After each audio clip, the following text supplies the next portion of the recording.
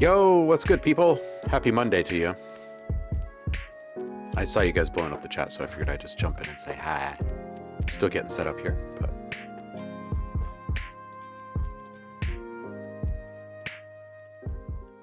Hope you all had a lovely weekend. Feeling inspired this Monday. What's up, Heidi? Happy Monday. Ayo, Saf, it's great to hear that your computer's working again. You had backups in place, I'm assuming? What's up, Paul? Sunny Maryland. It is... it's a bit scattered today. It's 30 degrees cooler than the last time I saw you, so...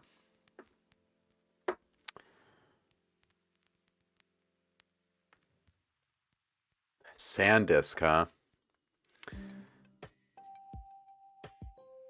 Oh, dude, reinstalling all the plugins sucks so bad that I still haven't moved over all my plugins to the new machine. And I've kind of, I don't know if I've like completely, I don't know, maybe I have completely just kind of accepted the fact that I might not move any more over. It's just a hassle. Squirrel!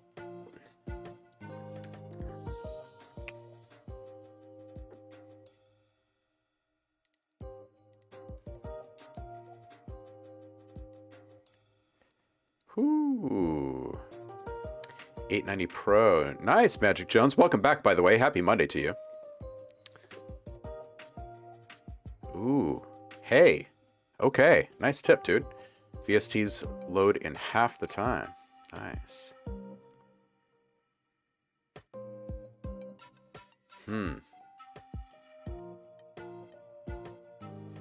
Javar is here. Welcome back, brother. Yeah, and you finally got SoundCloud working. Nice, dude.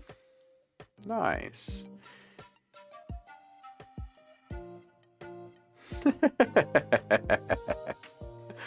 Oh, Paulie's here. Paulie, happy Monday to you, brother. How are you? How's the fam? How's the weather down there?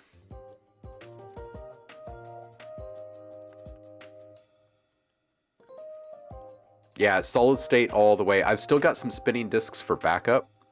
But everything internal is SSD.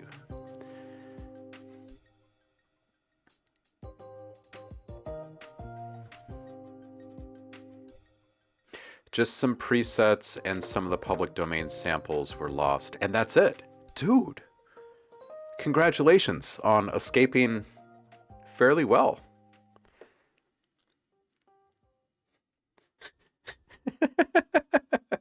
Polly. As if the music is just scoring the squirrel's life at this point.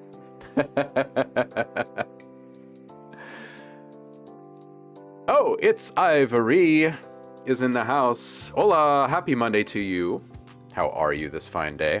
Everybody hit It's Ivory in the chat. Well, actually, that won't do you much good because she's not streaming here. Iva, toss your links in the chat. Everybody give her a follow. She's got an incredible voice. She's just joining the community. Let's make her feel welcome.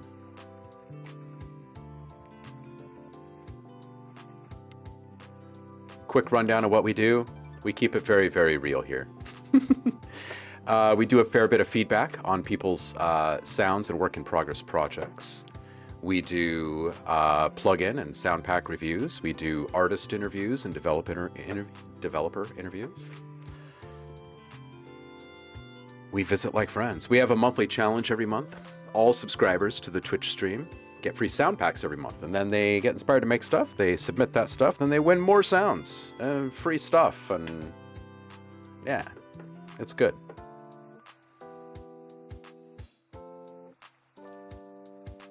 Jafar says, still trying to get all my East-West libraries to work on that new computer. Such a pain. Seriously, like, sooner or later, someone's going to make this a breeze, and then everyone else is just going to have to fall in line with how they do it for us.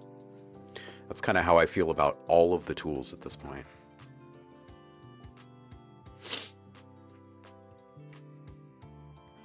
currently I can say that I'm so flippin' excited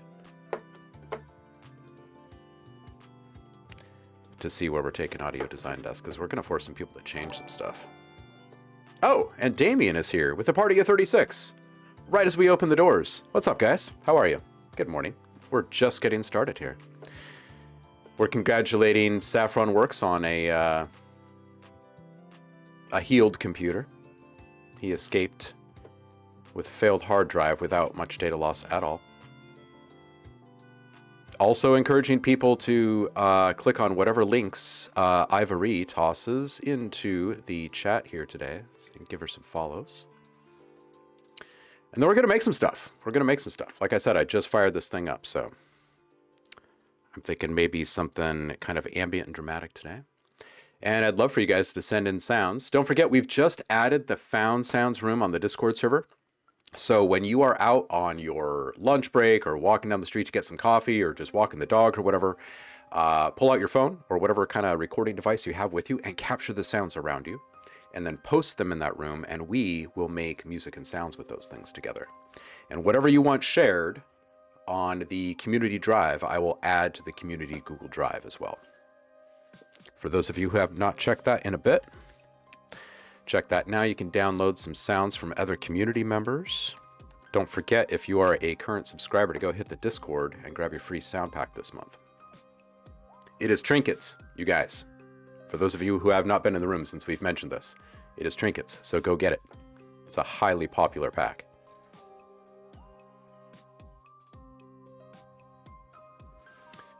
Masters by Iggy is here. How you doing, Tom? Good morning to you. Oh, and Polly's already got a link in the chat. Nice. Polly.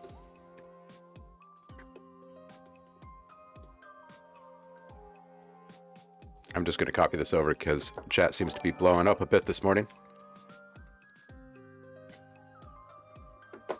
We'll circle back and get to that link in just a sec, homie. Damien, thanks again for the stream, or the raid if you're still here. And I hope that your stream wrapped up well. Real alien space bots. What's up, Rain? How are you, dude? What's been up? You've missed the last couple of streams, says Polly. Well, let's put it this way. It's 30 degrees cooler, and there's no lost devices or appliances today. It's been kind of crazy around here lately. But this week has started without any kind of oddness. It's a little cooler. Cardio's in the house. What's up, Liv? How are you? Big Tinsy, thank you. Tennessee, maybe? Correct me. I don't want to slaughter your name. Thank you for joining us. Anthony's here. Cardio Records is in the house. Username, what's up, dude? Thank you for the sub. I do appreciate it. Don't forget, go hit the Discord right now. Grab your free sound pack. If anyone is currently subscribed to the channel and you do not see subscriber rewards room on the left-hand sidebar there in the Discord, give me a shout. I'll get you added to the room. Just need to confirm your sub is all. Sometimes people use a different email between Twitch and Discord, and it doesn't automatically flip the little switch for them. So, Andremia, bleep, bloop, bleep, bloop. How are you, dude?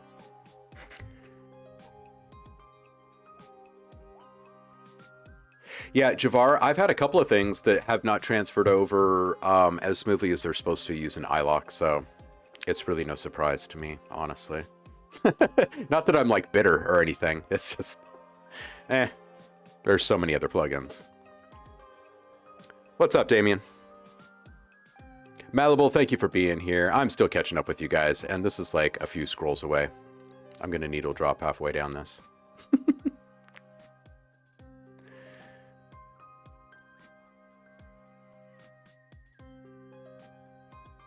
Ooh, Javar just ordered a Zoom H6 shotgun mic yesterday. Nice, dude. Oh, Ivory, welcome to the family. Tom, thank you so much. You're very generous. Ivory, I suggest go hitting that Discord and grabbing your free sound pack. Whatever you guys are inspired to make with that, whether it be a beat, a whole song, a whole flippin' soundtrack to a movie, a 30-second trailer piece, a rescore of a video game scene or your favorite commercial from 1982. It doesn't really matter what you make with it or what state it's in. Turn back around, submit it by the end of the month, and you're going to get more free sounds and awesome things. That's just how it works.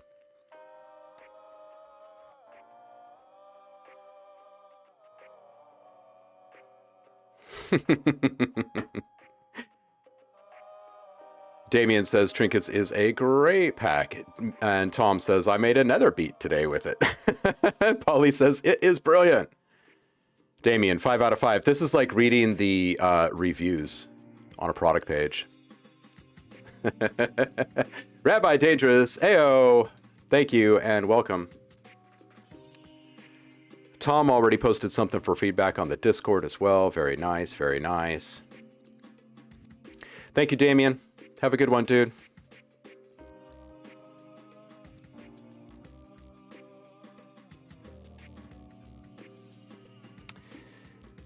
And can I just get on my soapbox for just 1 second about something? So Damien was, he was taking a little tea break, I think. And he pulled up one of Cardio's new tracks, which is brilliant, by the way. Congrats. I say it's flippin' lovely. And Liv responds with like a little dancing monster cat emote, right? And Liv responds with, oh my God, Monster Cat. They're like a dream label for us. And I say, well, you're already at that level, so go ahead and do it. And then other people chimed in with, you're way beyond that. It doesn't even matter. Like, go do your own thing. And I say, if you've got a dream label, get something on that dream level, right? I mean, you've got other goals on the bucket list, I'm sure. That's just one of them. Go do it. Go do it. You can send pretty much anything of yours to them. Pretty much anything. Anything that I've seen in the last year would do just fine on that platform. And they'd be lucky to have you.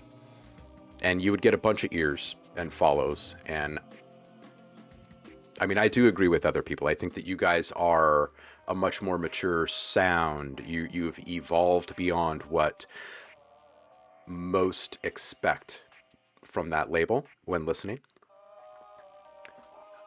I will also say that I 1000% understand exactly what you're saying. And I know that feeling of not sure if you should chase that dream or not.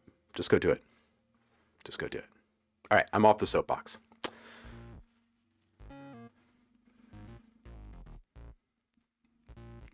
Frank, that tank, thank you for being here. I do appreciate it. Oh, okay. And Javar's throwing his hat in the ring for some brutal feedback. I'm going to add your name to the list. Tom said that he's in between.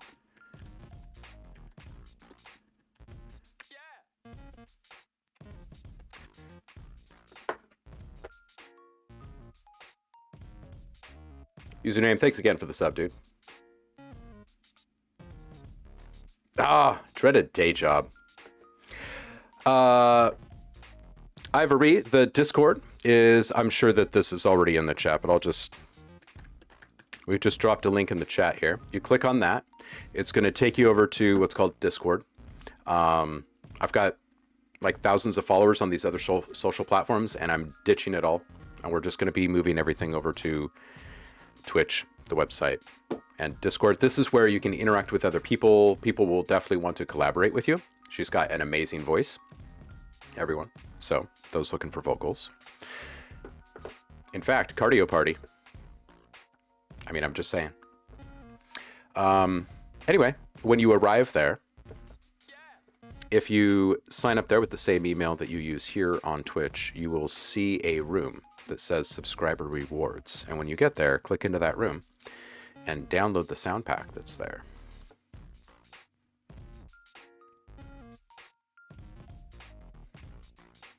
Rain is saying, not much bother waiting for the toy truck to bring some cymbals and mics. Just show. Oh, hey, dude. Are you getting new toys today? Is that what you're saying?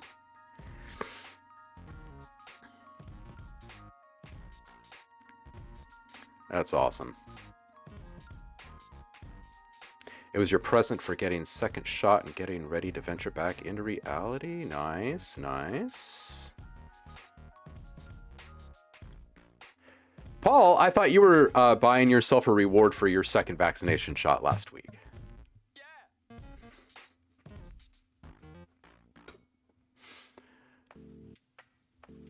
Liv? No, not oh my god, Chris. It's oh my god, Liv. And Anthony, you guys make incredible music.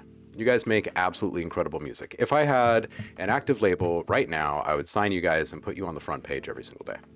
Seriously. Tom agrees. Blue Rager, welcome. Thanks for being here. You want to give a surprise? What kind of surprise?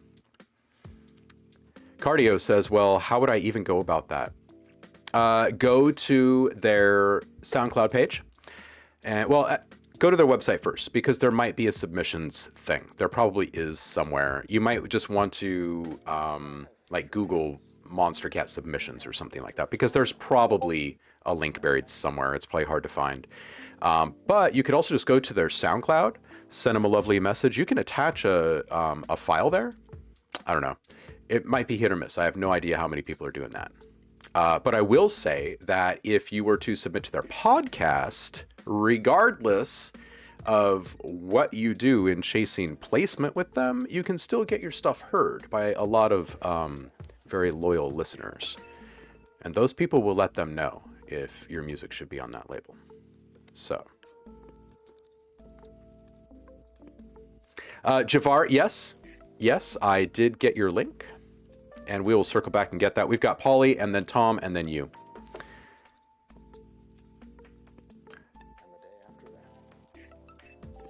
Polly says, Cardio Party, you're ready. You've been learning and growing and now have hit another form. We believe in you. Yeah, absolutely. Cardio saying, your support means so much, Chris. I cannot overstate how much I appreciate it. Seriously, Liv, just, you have it. You have it. You and Anthony have it. I had no idea that you guys have been making music for so long. No wonder everything sounds fluid in the way it's all presented. Absolutely. Yeah, let's play Matchmaker here really quick. Cardio Party, Liv. Meet Iva-Ree. Iva-Ree. Meet Liv. Anthony is the other part of Cardio Party. Now, talk. Liv, Iva is still working on figuring out Twitch. She's fairly new to it, so you should send her a little whisper, or maybe over Discord.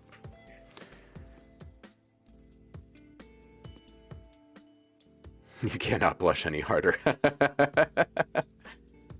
Javar says, OhmLab Records. Well, you know, we've done a lot of like community sound projects and stuff over the years. I've tinkered with the idea, but I don't know. I'm always just so busy. I feel like labels should be 1000% dedicated and committed. I don't think that people running labels should be pulled in a bunch of different directions.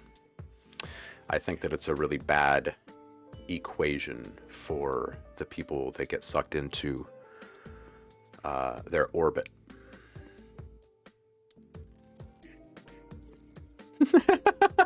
Tom says, come on, try harder. Paul says, awaiting delivery of speaker wire today. One less excuse for not getting my Atmos speakers hooked up. You'll be living in space soon, dude. Cardio says, I had no idea there were such open channels. We'll be diving into that hardcore. Well, you know, I think that there's fairly open channels all over the place, but I think it's just hard for a lot of us to really believe that when we're holding something in such high esteem. You know what I mean? Things feel unattainable when you start thinking about them in such a way. But yeah, anyway. Paul J, thank you so much for the follow. I do appreciate it. Blue Rager, what is that surprise, by the way?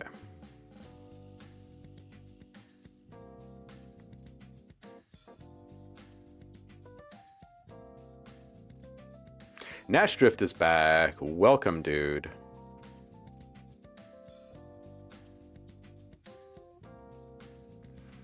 I think I missed one of the comments in this conversation between Saf and Polly, but it seems like a good one to tune into.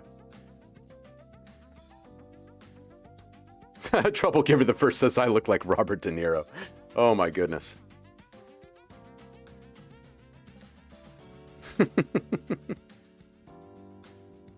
Robert De Niro looks like Chris, says Tom. Oh my gosh. Well, he is a bit older, so. Speaking of, it's funny, half the DJs at KEXP have their own labels, but they never talk about them on air. Boom! See, that's the thing. It's the music industry in general. It's not that they don't want to, it's that they can't. And everyone is restricted in so many ways. I feel like if you're gonna have a supremely awesome label and platform for your people, then you gotta be there. And you gotta be like you gotta be the guy on the scene, you know what I mean? And having like real conversations with people and dropping links 24/7 and just blowing up people's lives, melting minds. And I don't think a lot of people that are running them these days have that mindset. And it's interesting because we naturally gravitate to other artists that launch these labels and stuff, and we're like, oh man, I'm in. Like, this guy has so many followers or whatever.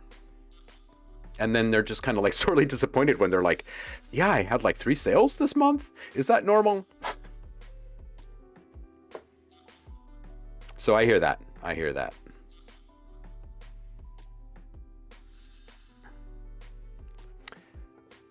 Saf says, I think my motivation came back and you've got a clear state of mind for what you're aiming for. Dude, that is great. That is great to hear. And Dremia says labels are mean. Until you find the one that fits you. And then they can be really great. Javar, I think that's why the DJs don't talk about their labels, is that they just get slammed with submissions. Man, that really says something, doesn't it?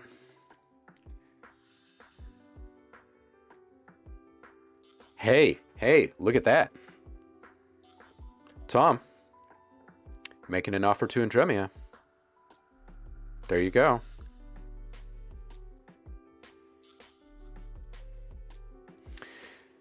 So, Space Bats is saying there are labels I'd like to try out, but I think my end goal is to be able to live off of music income. Then a label is probably a good choice, right? I mean, don't forget that the main job of a label is to hustle while you're creating. So you don't have to figure out how to get people to listen to your stuff. You know what I mean? And it's tough to get people to listen to your stuff when you don't have the people listening to your stuff. Like, where do you even start, right? It's tough, and it can be really expensive and a slippery slope for people to do on their own.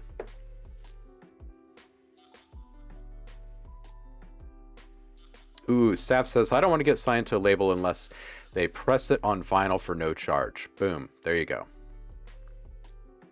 There you go. Paul is saying I made 2 kontakt ins and a multi from the Trinkets samples. Happy to share. How? 12 KB zip file. You can drop a link right here, or you could just send it on over. We'll put it up on the community drive. You can post it in the Discord for people to download. I'm totally fine with all of it.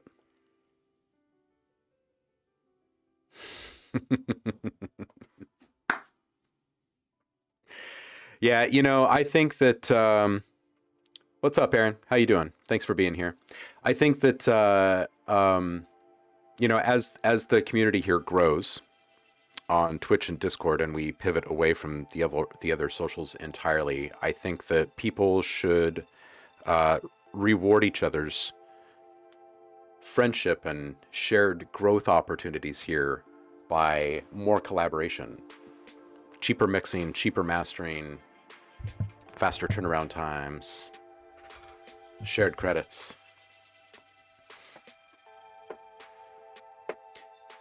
I think that's a great end goal for you, Saf. I do. I'm not sure what I'm going to start off with. I'm just going to open this up so I look cool. No, I'm just kidding. So I remember that I want to make stuff after I start doing these reviews. All right, I'm going to hit pause on this, and we're going to start clicking on stuff here. All right, so this first one is from Polly.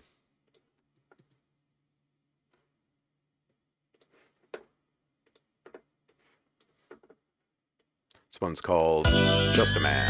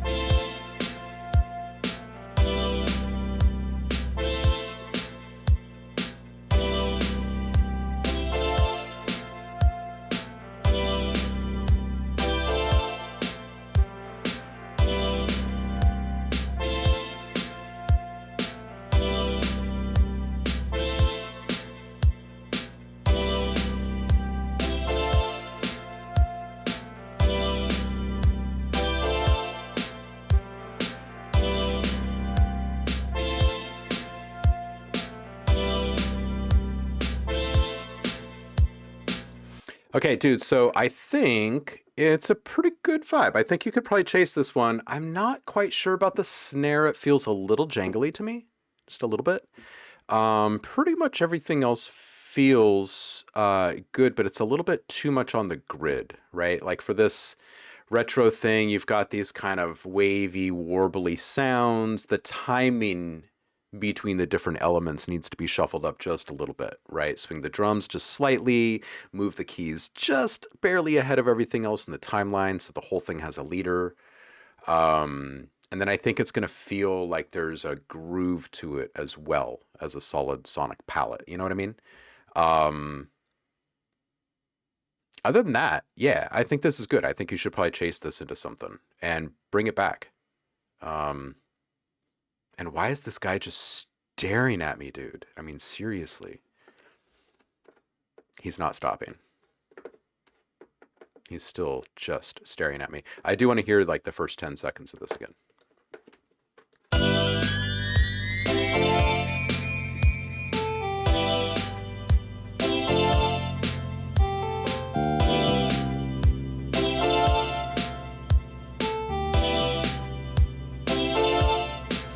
Okay, so this little Casio tone, okay, first, that pitch bend in the intro is fantastic. And I think that you should sprinkle in little oddities like that throughout the entire track. But that little Casio tone, I think it needs to be moved off center.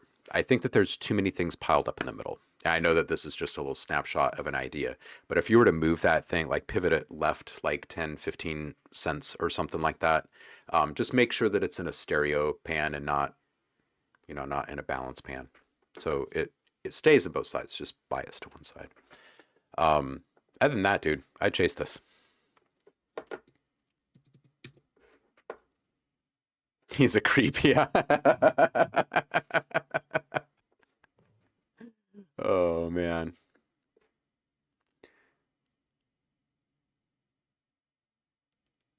Oh, hey now, look at this. Tom is saying, I want to master a cardio party track.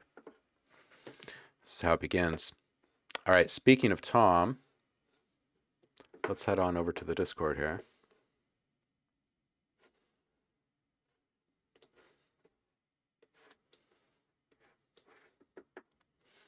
All right, Tom is saying more trinkets. This is just a quick 16 bars. Did it on my IEMs while making breakfast today.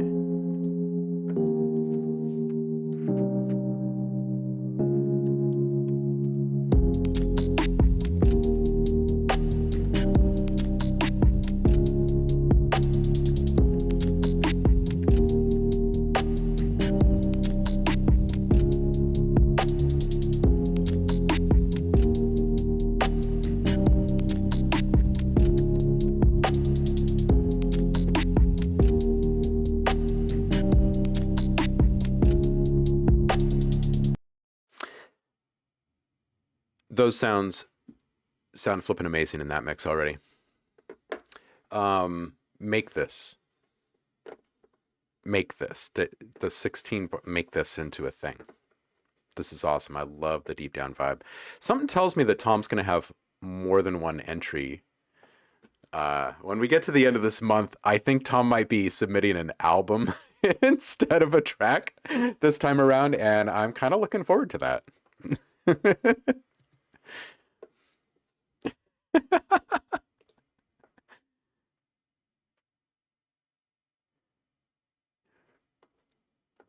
You bet, Polly. You bet.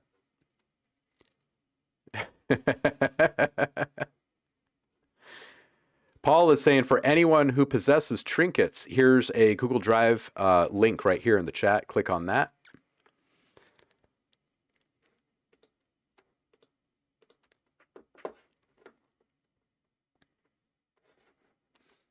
Oh, bye. All right.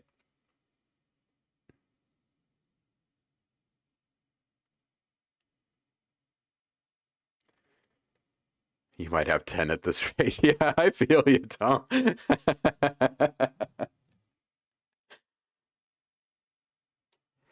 Ooh, hey, and Paul is saying, by the way, if anyone is interested in diving into VCV Rack, I'm happy to host a session. You know, Paul, I've been thinking this for some time, dude. VCV Rack is a channel on Twitch all itself. Like, you could absolutely just prop yourself up for a couple of hours at a time on Twitch and just play. You really wouldn't even have to say anything. And people would tune in. Just make it VCV centric exclusively.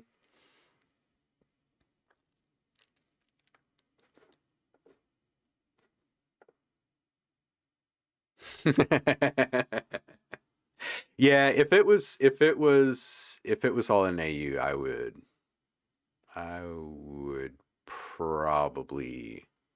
I'd probably get back into it. I probably would. Squirrel! I feel you, Paul. How does one approach a label? Will they take your firstborn? Will they sell off your body components? Will they confiscate all my clones? I hear labels are mean. Okay, here's the thing. Is that people that say that kind of stuff are not people who are actually on labels. Or they've signed on with a label that they shouldn't have. Right? And usually there's red flags if there's stuff wrong, right? If you're approaching a label that you don't know and you're expecting great things from, then that's on you. But if you approach a label that you know is great and you get signed on and great things don't happen, by your standards, great things don't happen, like what you were expecting to happen, then it just wasn't a right fit. Like, and those are like the three main scenarios, right? Labels, like by and large, like outside of that, 0.01%, the Madonna or the Britney Spears or whatever, right? That you hear these stories of like, oh, this label ended up with 40 million more dollars than the artist. Okay. To be real for a second, okay? Yeah, those kind of things really suck. But just imagine, like we know that today, at the end of the day today, if you haven't sent stuff to labels, you're guaranteed to not be on a label tomorrow, right? Right? If you send stuff to labels by the end of today, when you wake up tomorrow, you could have an opportunity to be on a label. Okay?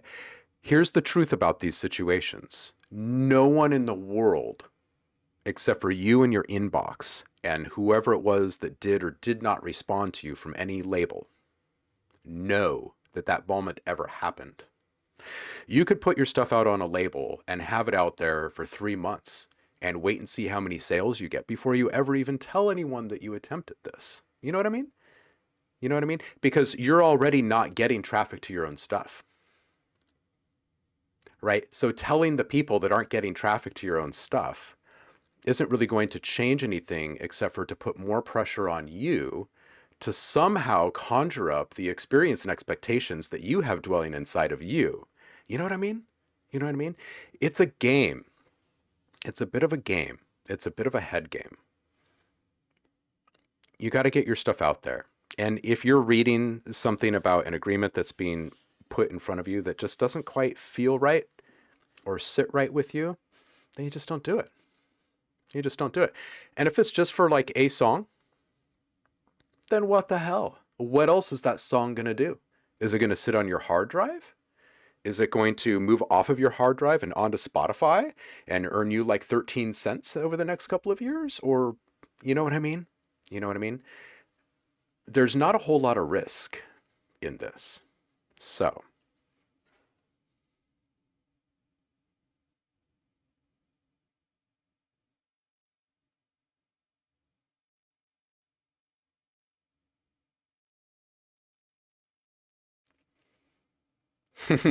Saf says, I would pay money to learn from you, Paul. That's nice. Tom says, try to create a fake manager or more like a representative. Absolutely. The people on the receiving end of an email don't know you, just like you don't know them.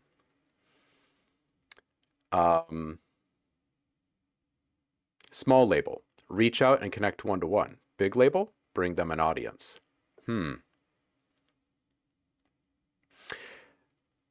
Yeah, Ivory says, story of my life. Mike, Swamp of Life here. We haven't seen him as much over the last couple of months because he's been living the farm life, but he has a label, as Paul was pointing out. But this kind of goes back to my conversation about what I think label owners should be, and that is, and you've got to have the talent and the content coming in the door to actually justify all of the commitment and everything. But yeah, you know what? The label guy should really be out there hustling all the time. Polly says, in Drummy, I hear labels tie you to a chair and blast unsettling, calm music into your ears until they get whatever they want out of you.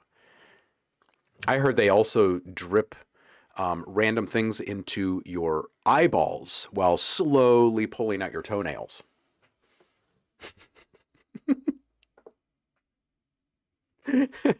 I heard they go through a lot of dentist missions from record labels. I wonder why they don't respond to you because there's so much music coming in.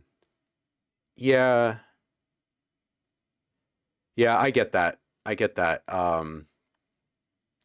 Saf, you gotta be real about what you are as well, right? You gotta be brutally honest with yourself about what you have, right? Do you feel like the track that you just made is going to, like, you're going to turn around and look at it and think that it's complete crap 3 weeks from now after you get a couple more done? Because if you're still kind of in that mindset, then maybe it isn't time to bring something to one of those bigger labels. But there's no reason in the world why you can't take those to some smaller labels, right? Because one success equals confidence, right? And two successes equals more confidence and momentum, right? And three, well, then you start to actually believe that maybe you kind of deserve the confidence and the momentum, and then you're inspired and things just start to go. But you got to believe it first.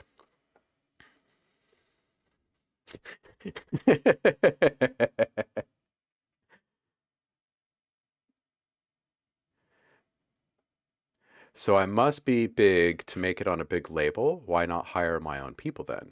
Exactly, Andremia. Herein lies the struggle. What is it about the big label that makes it your immediate goal now? And why not climb rungs? You know what I mean? What happened to steps? And Cardiac Records says, ask for what you want. Boom. You know, but it's a little bit, it's a bit more profound than that, I think, Anthony, because ask for what you want. I think we hear that so often and we think about we need to ask other people for what we want. But I think in situations like this, you got to ask yourself for what you want first. You know what I mean? Like there's been plenty of people in the community that come through and they're like, they ask for feedback. And then I say, this is great. The whole thing is great. The idea is great. The arrangement is great. You need to give yourself permission to get a little more crazy with the mix and actually play and apply your own artistic sound instead of trying to sound like these other people or whatever. And so much of the time they're like, you're right. I do. I feel like I've just been given permission. So Anthony is saying, ask for what you want. And I say, absolutely 100%. Ask for it from yourself first. Paul says, to me, internet lets you be your own label, but then you have to spend your time on the MBB. Yeah, exactly. Exactly. You gotta be the one driving all the traffic, and that means that you're not pouring that energy into creating. So I call them song sharks. Yeah. That's a good one, Ivory. Absolutely.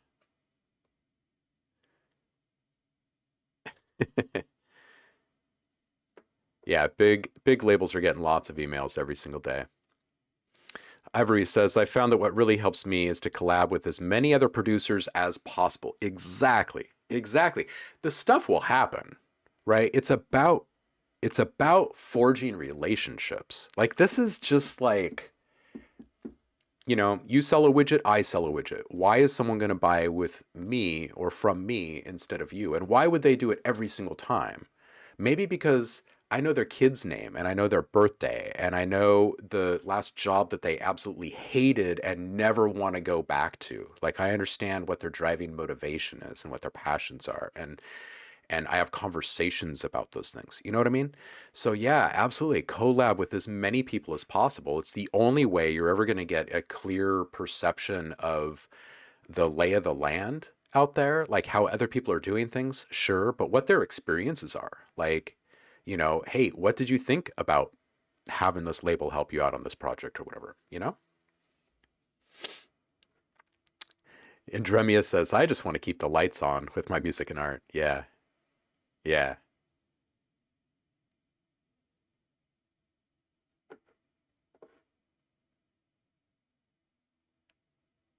Hmm. Paul says, no money requested. I prefer to keep money out of music as much as possible. Yeah. And by the way, and Paul is in retirement. So for those that do require additional income at this point.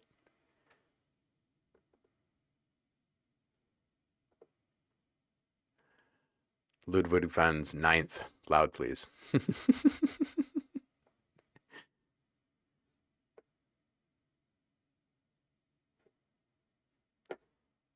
You try to sound like others, but I end up sounding like me. I like that, Andremia. I like that you sound like you. It's part of what makes me so interested in your music, honestly. Oh, and Andremia, dude, a couple things. Um, we got to figure out if you're coming on the show or not this month, and if you can do it on the last stream of the month so you can help us vote. And exactly what kind of special equipment we need for Androids. I'm not quite sure exactly what kind of lighting and cameras we need for Androids.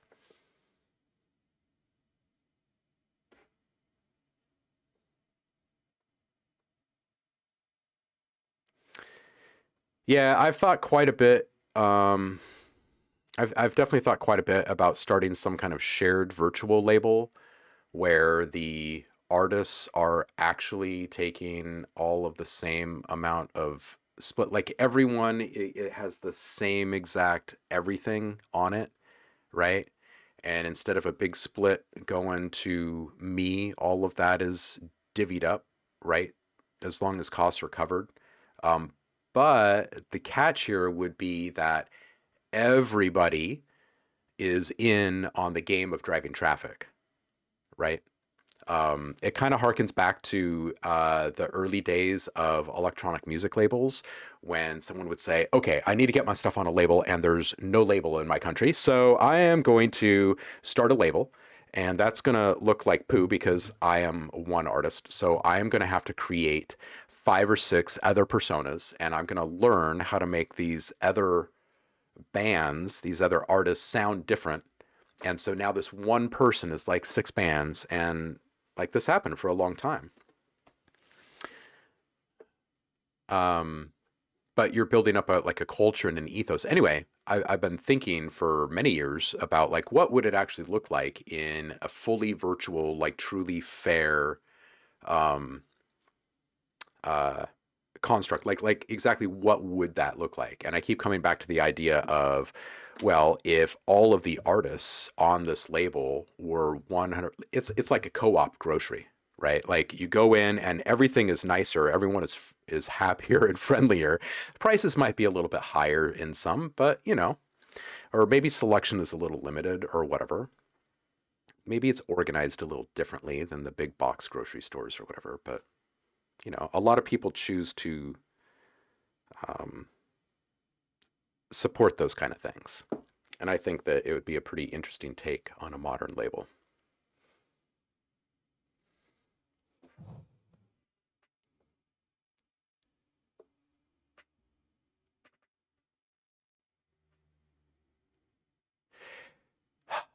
Tom is saying, I don't know if I'm right to say this, but I feel management is a lot more important than labels nowadays. Tom, if you're speaking to the fact that managers can get you opportunities, then yes. And if in regards to labels, the expectations are sales of albums, then yes, absolutely, or listens. Yeah. What up, Phase Zero? How are you? Thank you for being here. Right? Nash says, when do we start? And Dremia says, OhmLab, I probably won't be on. It would be too complicated, but I really appreciate your sharing your stage with us and having these challenges. No problem, Andremia. Absolutely not. Instead, we'll just send people to your stuff all day long that day. Noel is working on an NFT label that could be similar to what you're talking about. Yeah, exactly. I'm super interested in what Noel is doing. And I do think that blockchain will play a pretty heavy part in the fairness, the democracy of it all. Absolutely. We should really get to this next track, you guys. Oh, cardio. Have a good one, Liv. All right, who's next on this thing? We've got... Oh, it's Jafar. All right.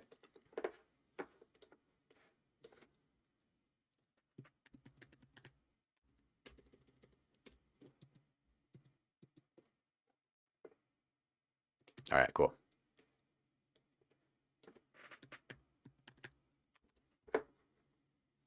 Jafar, Electro Ambient, take one.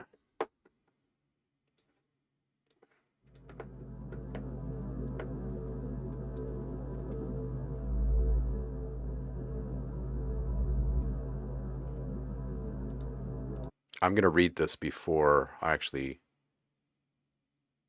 listen to this. This is my first time attempting the full mix process from start to finish, and it's 8 minutes long, so feel free to stop when you find the first major issue, and I'll go back and rework. And yes, it does start out a bit low. And I guess my big question would be, I was trying to highlight each instrument a bit as they get introduced and then turn it all into a wall of sound that resolves into negative pressure at the end, but not sure I did everything I need to make that work. Okay. Yeah, I'm glad I read that first. All right, here we go. Is everybody familiar with the wall of the wall of sound effect?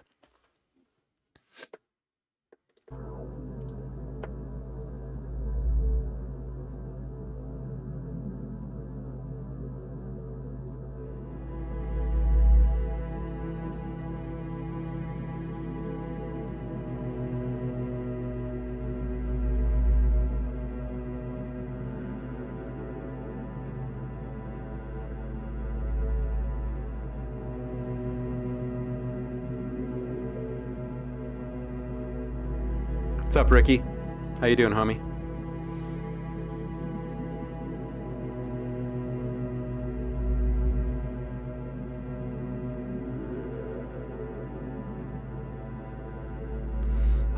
Nice, Bridge. Awesome. Oh, thank you, Ricky. Welcome to the fold, Nash.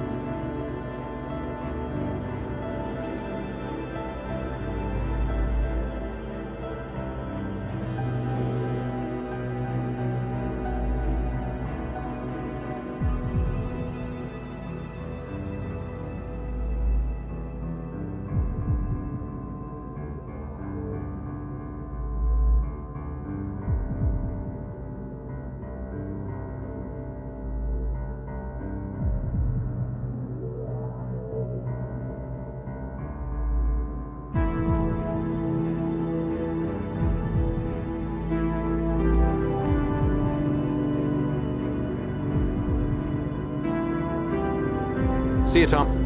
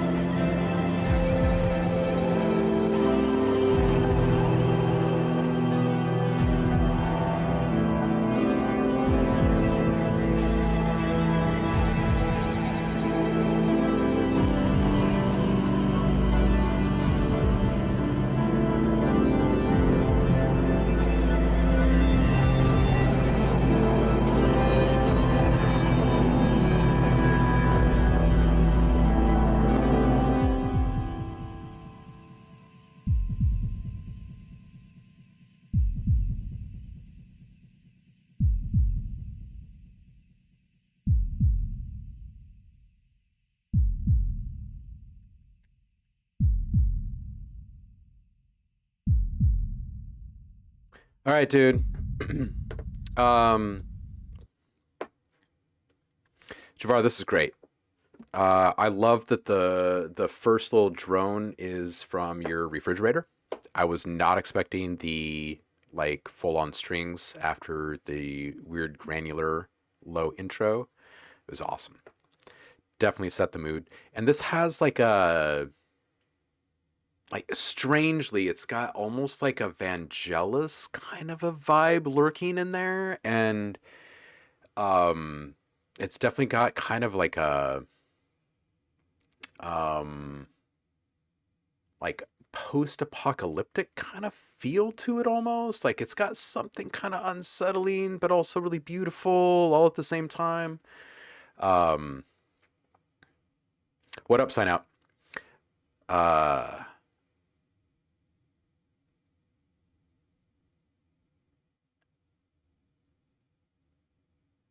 huh.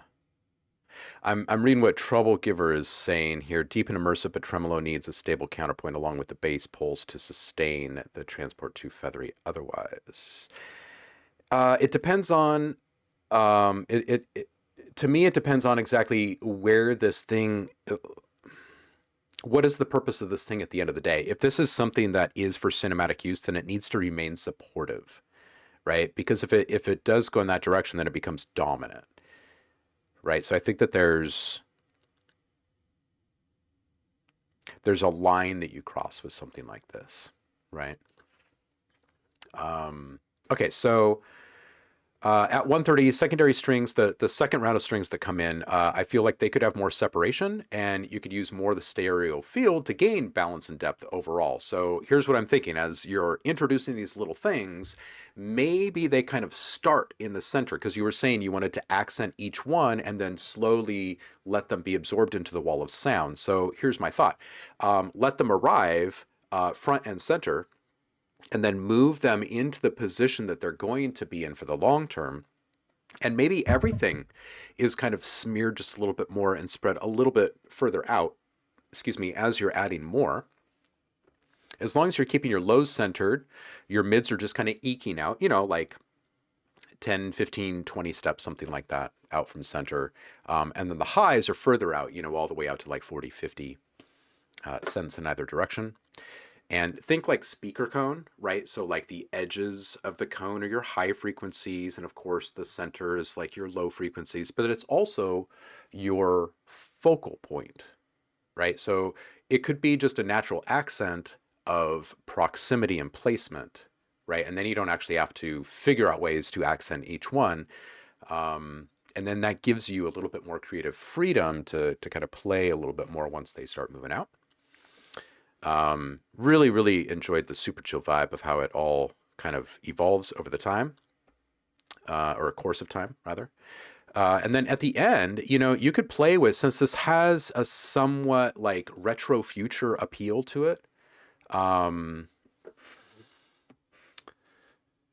like slightly Blade Runner-ish, I guess you could say. Maybe some phase distortion at the end just to kind of fuzz and smear into that heartbeat. I think it'd be a really awesome, there's a really special kind of something that comes from that excitement of that phase distortion. It just destroy it there at the end. I think it'd be a fun way for that thing to fall apart. Everyone is loving this. Sign out. How are you today, dude? Good weekend?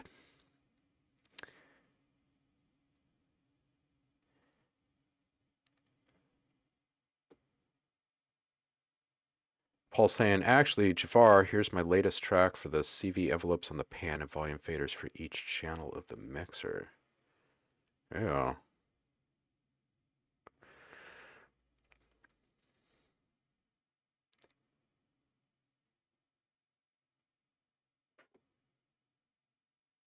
How would you apply the phase distortion? You mean on the reverb tail or the main sounds? I try them both. Personally, I always try them both. I'm a huge fan of distorting and altering reverb tails in general, as you guys know. But I would absolutely try it both ways to see exactly what the effect is. Because if you're putting it on the entirety of the track, it could be too much. Maybe you're just picking a couple of choice layers. Maybe the whole track is exactly what needs to be distorted, except for the heartbeat at the end, right? Just have those things kind of crossfade as the distortion gets more and more extreme. It's also dipping in presence, and maybe the entire thing is being sent further out to the sides or something, and the heartbeat is just emerging in the middle or something. I think there's a lot of good ideas that you could play with in an ending like that, but there's got to be, I feel like, this point of like hysteresis, right? As like this point where things begin to kind of fall apart from that kind of phase distortion cross fade kind of thing.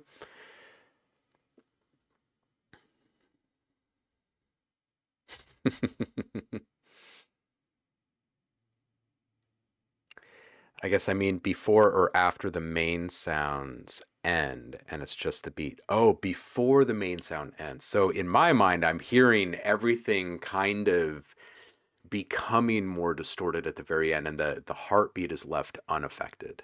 I don't know. Obviously, it's not my track, but All right, cool. So that was like a bit of a marathon of a first hour, actually. Cool. Appreciate all the great feedback. Last question right now is, are the overall levels good or still a little low? No, I wouldn't worry about it. I never try to artificially inflate the stuff in the mix because it's always going to get louder in the master. And you don't want to, as long as you're playing the gain staging game as you go along and you know that you're giving yourself the headroom, at the end of the day, when you're looking at all of the tracks playing in tandem at like, I don't know, the like, let's say 6 minute mark in this thing, um, are you actually hearing all of the elements that you want to hear in the way that you want to hear them? Right? That's the very first question. And if the answer is no, then you got to go back and figure out exactly what things are going to be more supportive and which things should be bigger heroes or whatever. Or if you don't really have that all sussed out, or there isn't like truly a leader in all of this or a hero in all of this, then you might just want to play with some really long form volume changes, right? Just through automation, just to, help some sounds peekaboo and just provide more movement and depth. You could go so far as to have a little parallel bus that's set up with some actual filter movement, just to make things kind of swirl around a bit, right? It doesn't have to be this dominant thing. It could be this kind of undercurrent. There are so many different things that you can do mix wise and just with volume really, or frequency disclosure, um, to kind of find the balance and whatnot that you're looking for. Still got headroom. Yeah, yeah.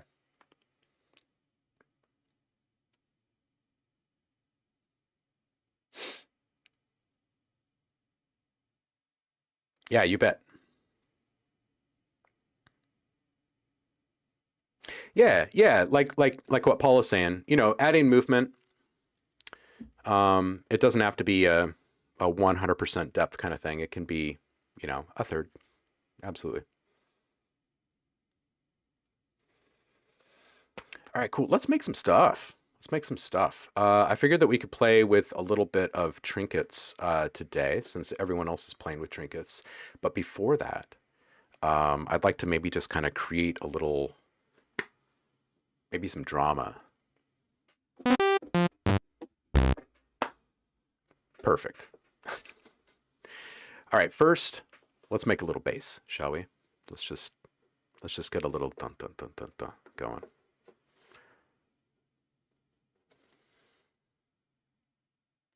Let's do what, maybe like a steampunk and a splinter, maybe? All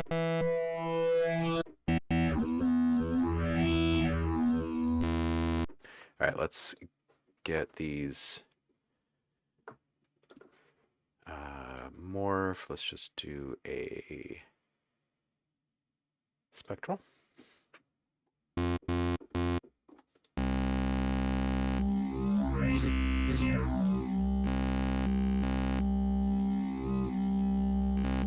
All right, let's just kill this first one because I'm not liking it for this sound. All right. Okay, cool. That's better. Now let's drop this. And maybe we'll just put splinter on this one.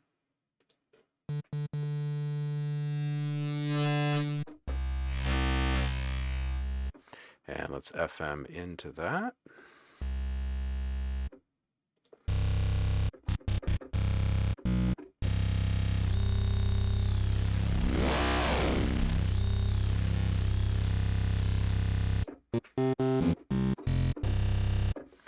All right.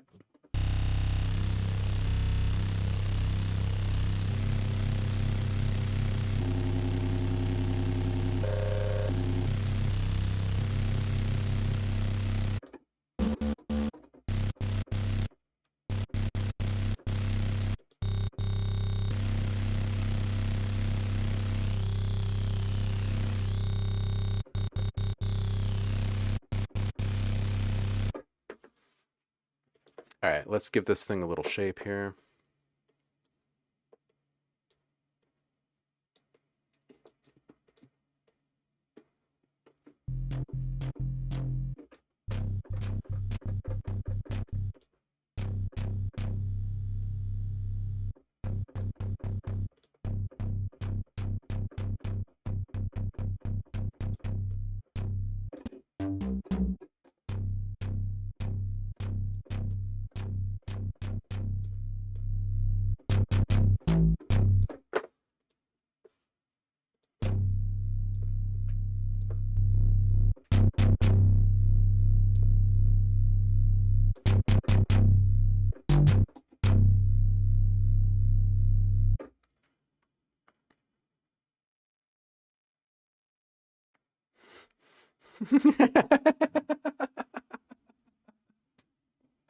Oh, Paul. That was awesome.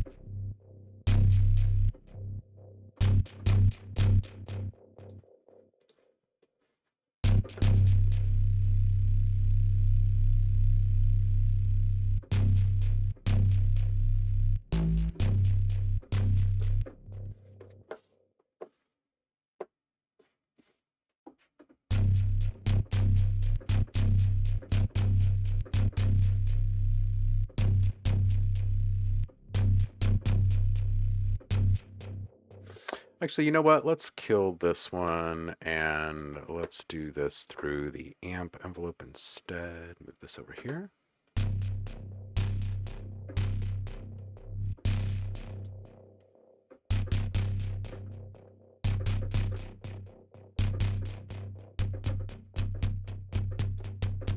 Okay, so we'll just put a shape control on this.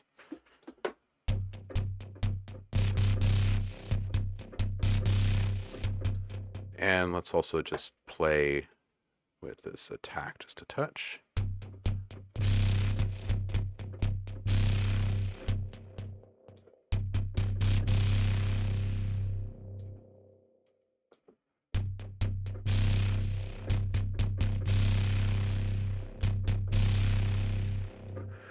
All right, and let's control this filter just a bit.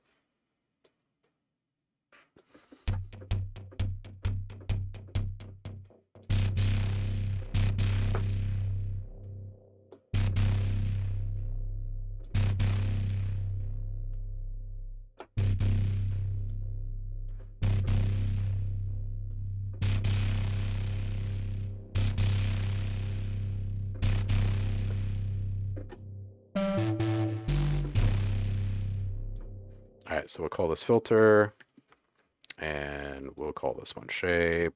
Let's get a timbre one brewing.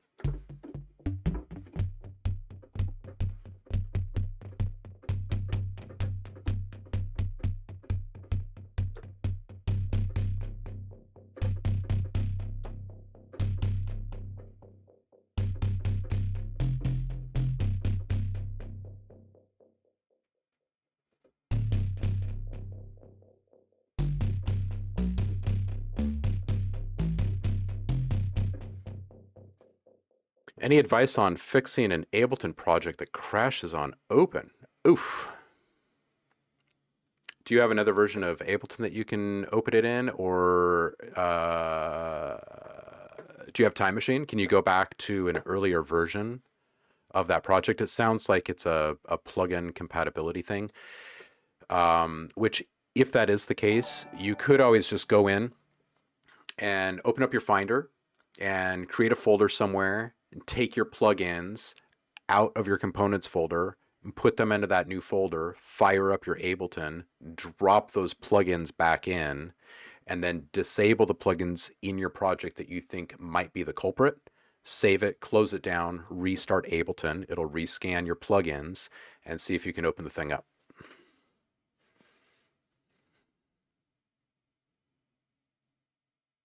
Oh, nice, Paul. Nice. I miss Voss.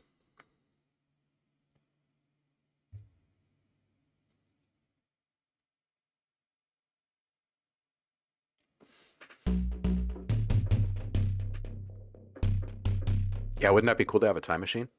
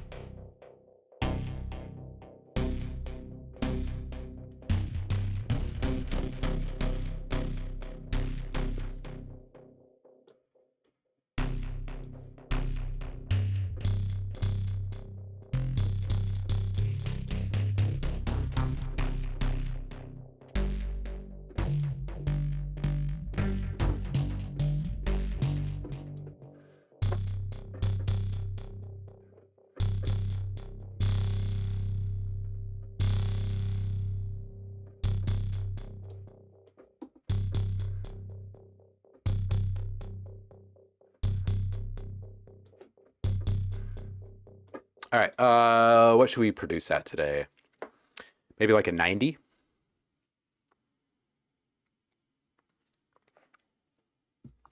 That might be too slow. Let's record this first one at 120 and see what happens.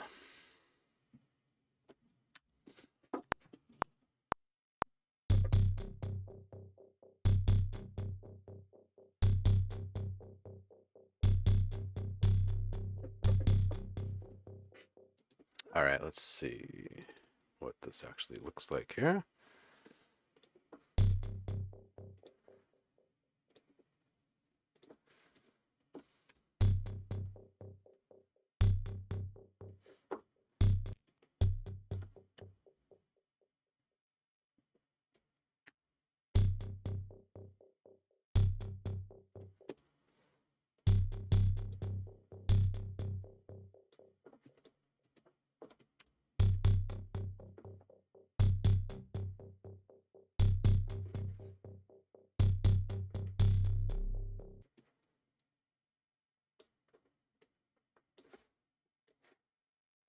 All right, so there's a little 4-bar.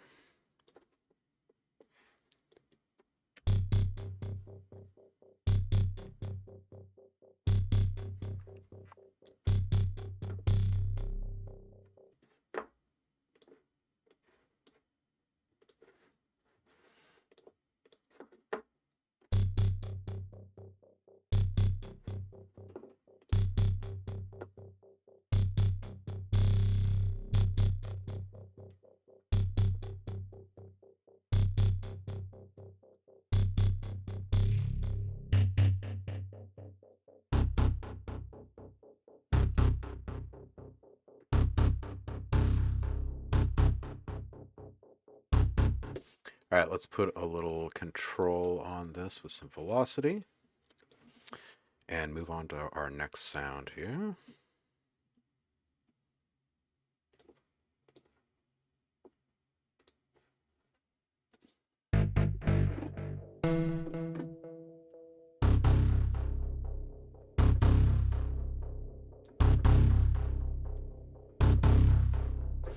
All right, and let's also just add a little bit of velocity control on our filter.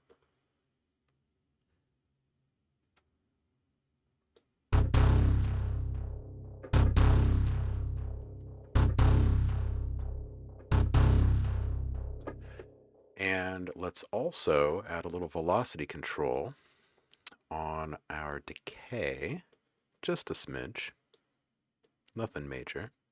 Just make it feel a bit more organic.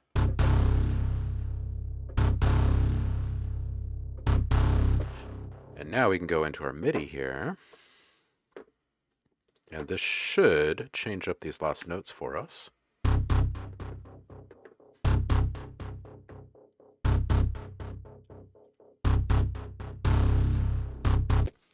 Cool. Okay, the last thing we'll want to do here, since we're not using this one, we can just set this to maybe a square. And let's do a little bit down on this one. We're going to set this to, let's say, a 16th triplet. And we're going to aux that. Put a little aux control here. Velocity.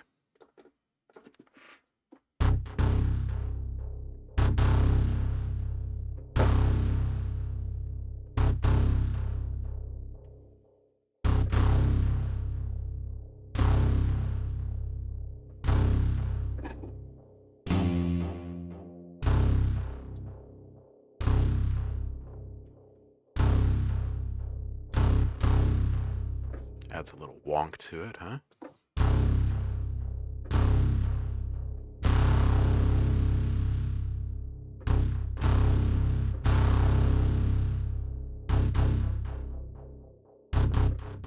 Cool. All right.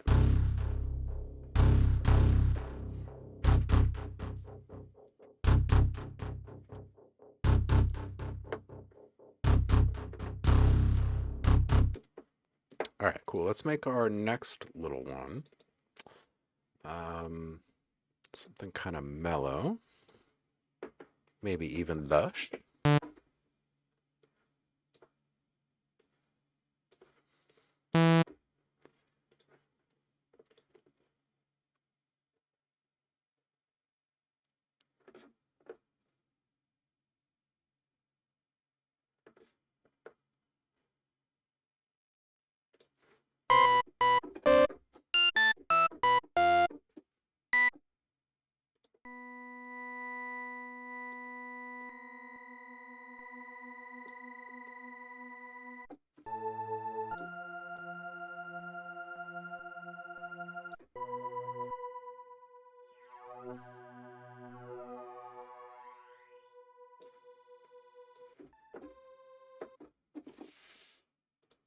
And let's do a little, maybe a clairvoyant.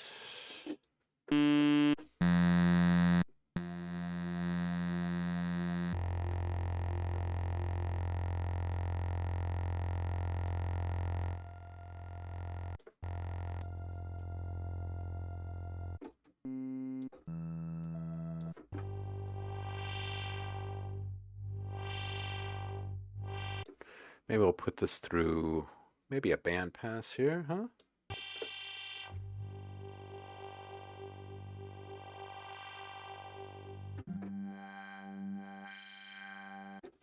Let's spread this one out a bit.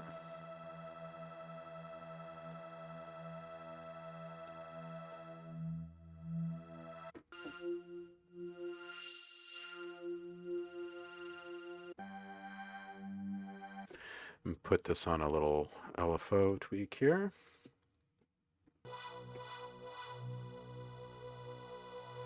And let's also spread this a bit with some chorus.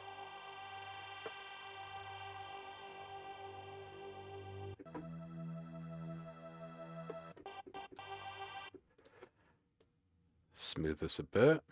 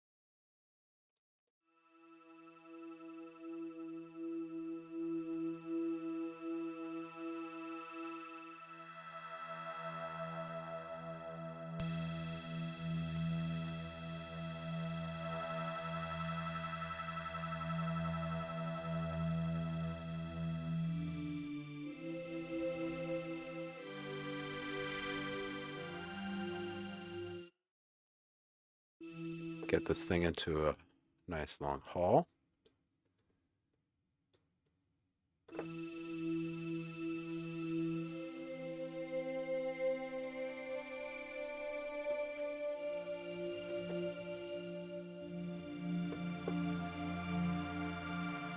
Let's cap the tops and bottoms on this thing.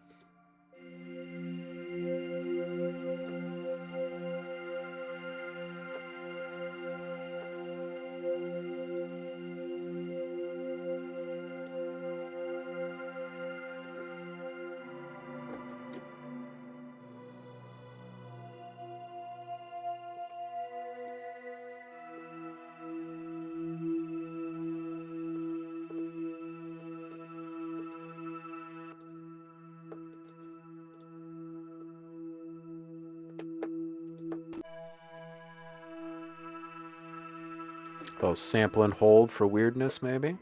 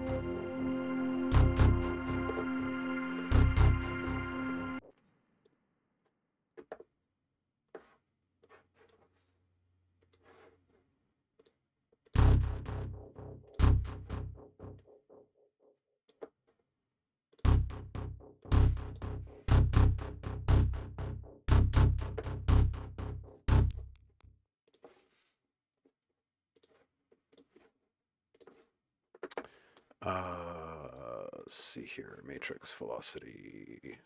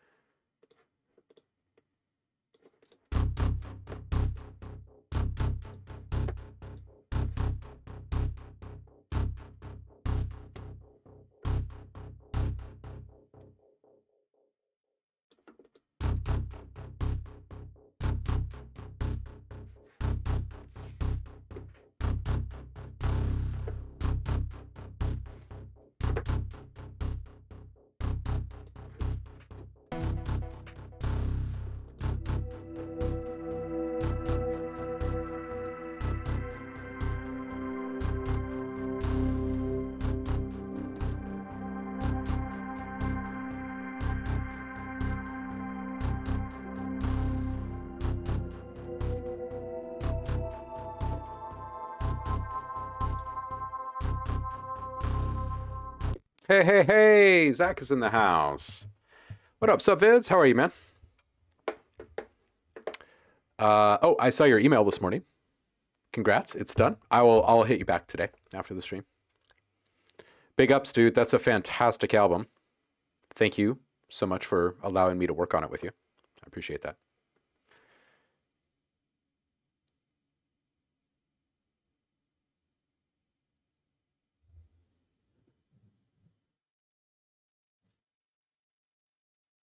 Park Breezy. The skin on Serum is easily found. You just click on Serum in the upper left-hand corner and drop down to Skin here. Hover over. It's going to disclose the fact that there are two official skins. One is the default, and one is the Promethean. There are actually many, many other skins that you can find lurking around online. Once you have this set up, you just go back in here, go back to skin, and then set current skin as default, and it'll just open up like that from that point forward for you.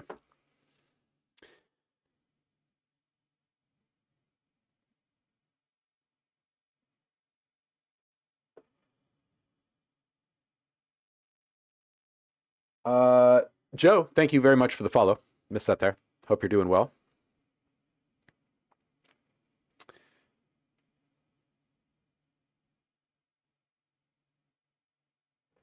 Saf says, OhmLab, I'm really curious of what type of books you read. That depends on what kind of mood I'm in.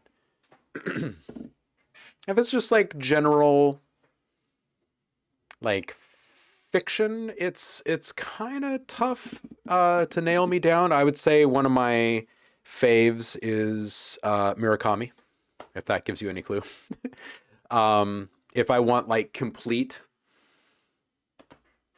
escapism, a really long like fantasy series is great because I could keep coming back to it over years, right? But I like a lot of nonfiction stuff.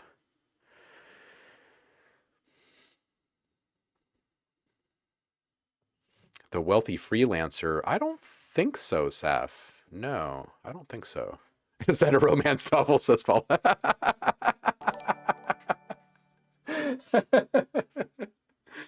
Oh. Uh, Shadon, thank you. What is the proper pronunciation of this? I think I've been calling you Shadow, maybe? I'm not sure. Can you please correct me so I don't continue to slaughter your name if I have been? And thank you so much for the resub.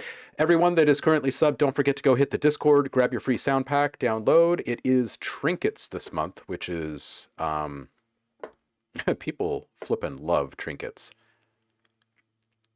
Whatever you're inspired to create, bring it back, submit it, and get more free sounds and stuff. You can't control the velocity. No one can control it.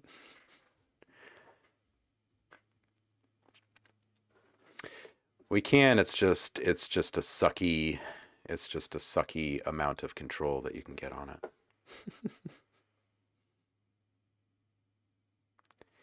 Indigenous wisdom, scientific knowledge, and the teachings of plants. Huh?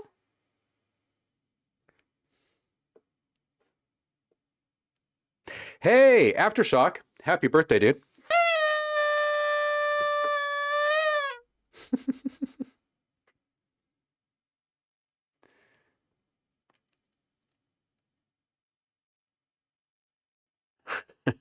You know, Saf, the nice thing about libraries here in Oregon is that the counties libraries, and we have a lot of libraries in each county, they're all connected. And some parts of the county are more wealthy than others, right? In all of the counties. So it's all freely shared, and they've got vans and trucks that run between them. So pretty much what? You order something, and if it's not there that day, they just bring it over. And during the pandemic, it's all been online anyway. So even easier.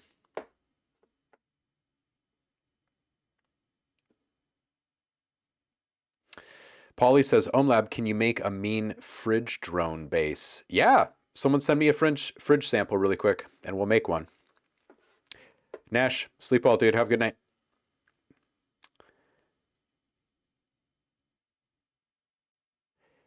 Yep, and there you go. You can always ask your library just to buy it.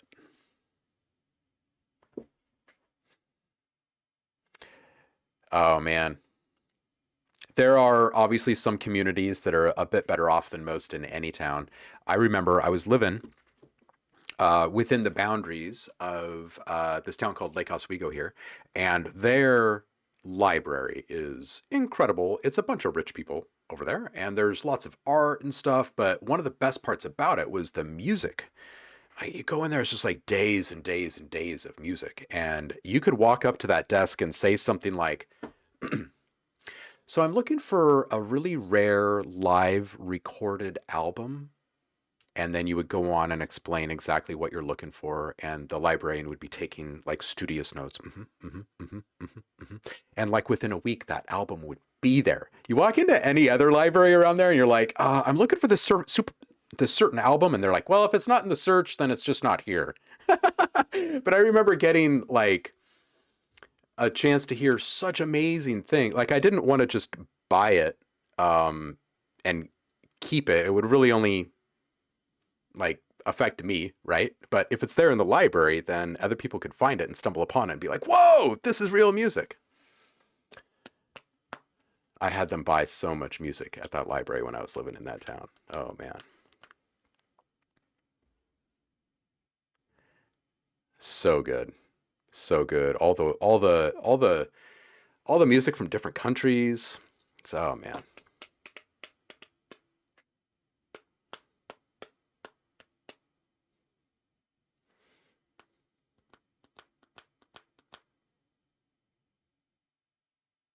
Whoa, wait a minute. Hold on a second. Subvids is saying, hey, Chris, brilliant job you did there. Forgot to tell you it was finished on my birthday. Great present. Well, dude, happy flipping birthday. And I'm glad that you liked the mastering work, dude. It was my pleasure. I'm tired of reading shampoo bottles at the time.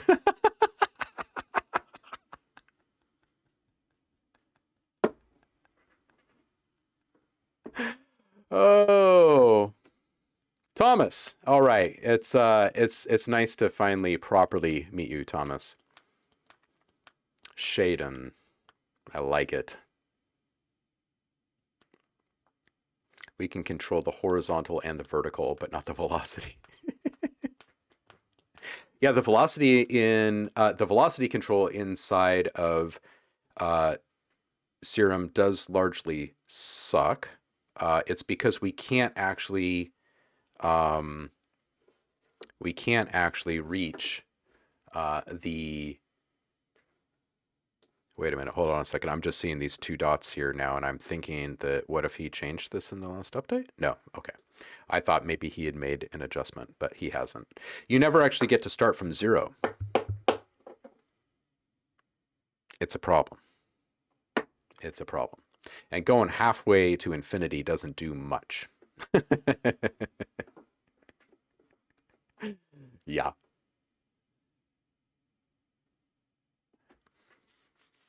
Aftershock, I feel like there should be some kind of, I don't know, special music video for these types of situations, and we can't play much of anything on Twitch right now. Oh, man. Oh, boy. Thomas, yes, send it through. Drop a link in the chat. We were actually doing some feedback earlier. I'm happy, always happy to give you feedback, dude.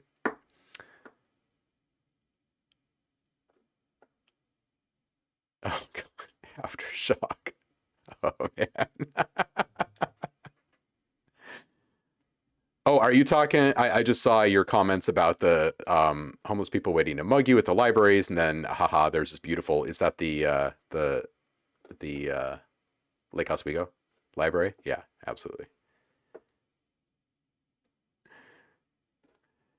Joe, are you also in Portland? Shout out to Multnomah County Library. One of my favorite all-time downtown libraries is the Multnomah County Library. Seriously. Where do I want the fridge sample?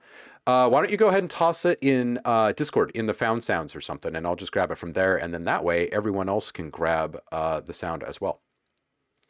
Aftershock is saying, so what you're saying is tell people to go to their libraries and ask them to buy my album. That's exactly, precisely, with 100% clarity, exactly what I'm saying.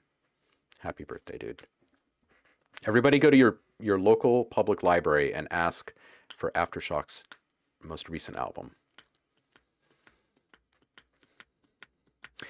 Subvids and Aftershock, why don't you both go over to the website and pick out something new and shiny for yourselves, and I will send them over to you. Whisper me the preferred email address that you would like this sent to. You can do so either on Twitch or Discord or my email, whatever.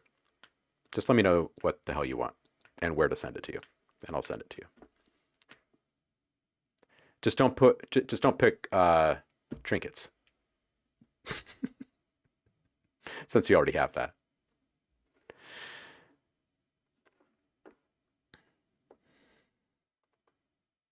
Yes, yes, yes. Lake Oswego is indeed gorgeous, period. Unless, of course, you're a non-white individual driving through that town. Then it probably just sucks.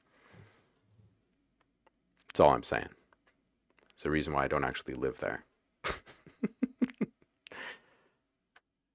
Joe, you're in Portland. What parts? What parts? I'm out on the west side right now, but I've lived in southeast. How old am I? Oh my God. I guess I've lived in southeast for like 30 years. Oh. And a bit of Southeast Asia too. I'm just a Southeast kind of guy, I guess.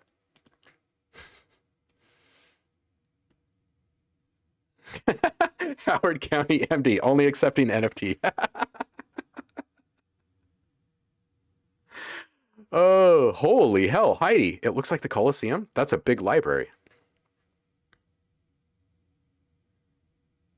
Oh yeah, subvids, absolutely, man. If you're like a fan of some kind of specific genre and you really want to expand your library, I mean, you can of course rip your CDs when you bring them home or whatever, but I've always liked the idea that like I'm finding something rare and juicy, and wouldn't it be nice for other people to just randomly stumble upon that in their library? Like imagine a 13-year-old kid discovering some like epic King Crimson live set that I ordered, right? Or something like that. Or some Zappa orchestration.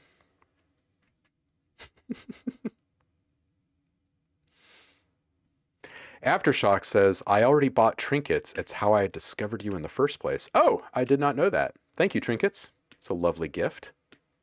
Inner Southeast, says Joe. Nice, dude. Stomping grounds. They don't call it Pacific Northwest for nothing. No, I am not a rich white person. That's exactly what I'm saying, Aftershock.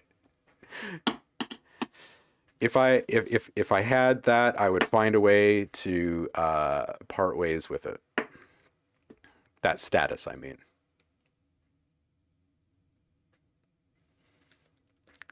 Imagine a 13-year-old actually going to a library and looking for LBs and CDs.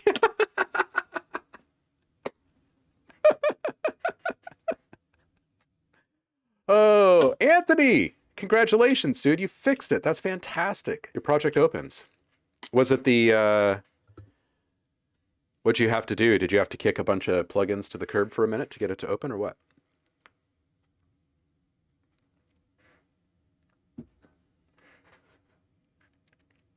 We must know. All right, we're clicking on this link from Thomas here.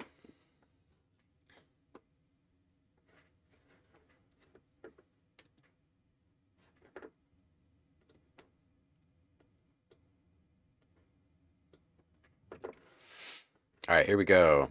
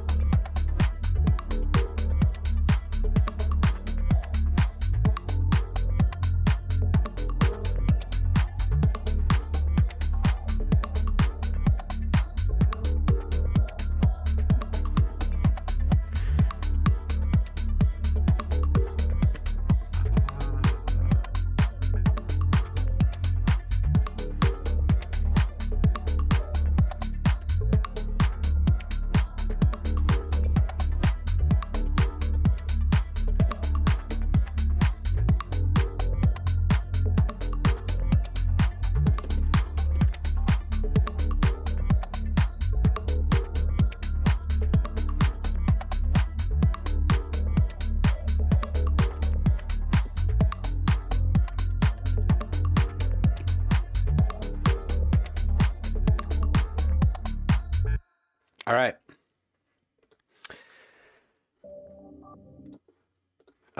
This is fun. This is fun. I'm gonna check the chat here.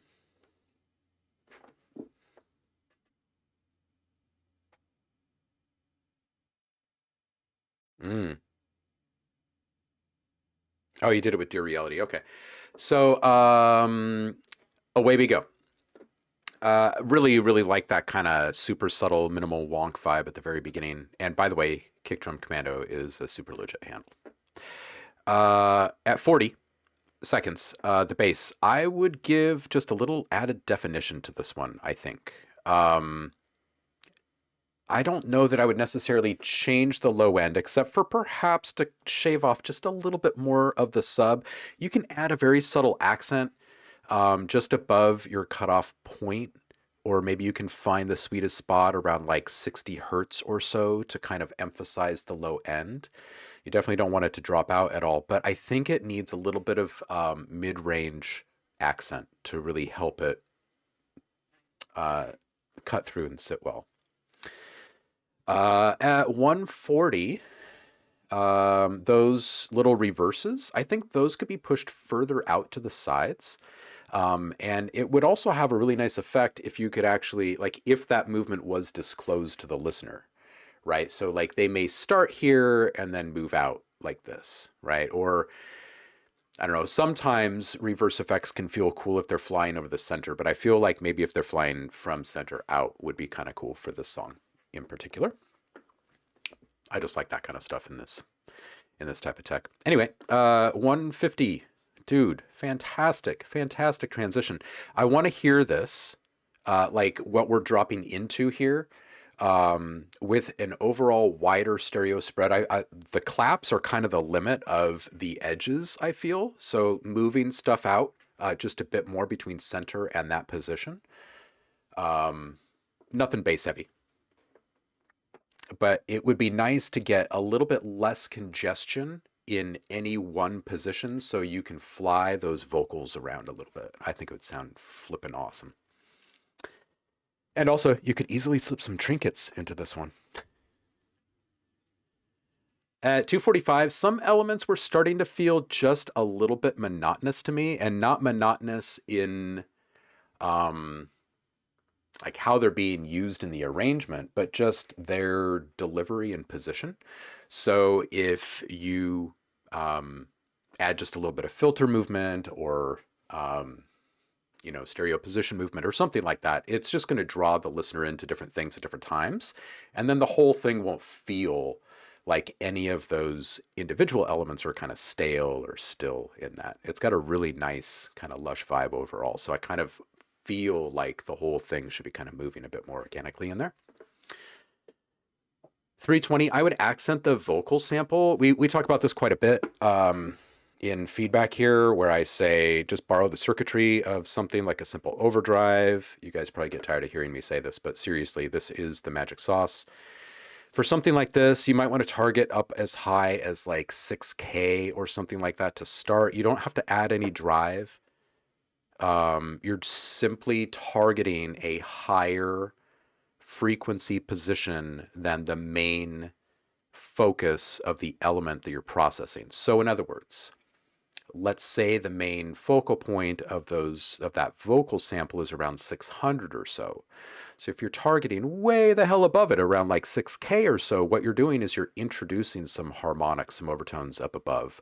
And then that can really carry in reverb, and it'll help you draw ears to it as it's moving around the stereo field. It'll just help that thing pop in general.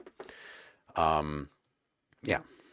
And once you have something flying around in binaural space, it can be hard for that thing to maintain clarity across the board as you're moving around, because it's running into different frequencies and whatnot as it's like a little mousetrap, right? So yeah, just for what it's worth, I would use a little maneuver like that.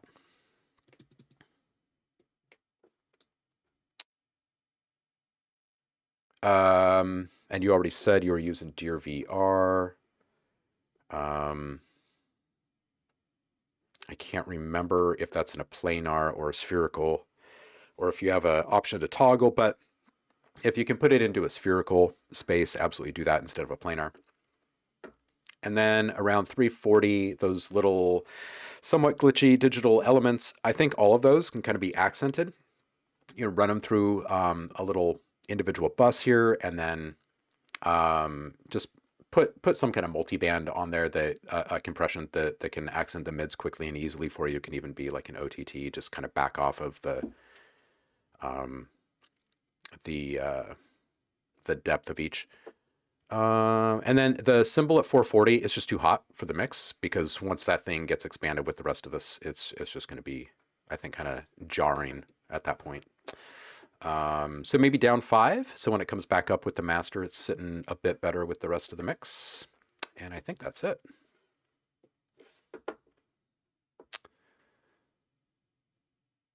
And then automated the panning. Oh, wait. Are you saying you're not making changes to the pan position outside of that plugin, right? You're doing it all within the same interface? Perlon is a big inspiration. Excellent.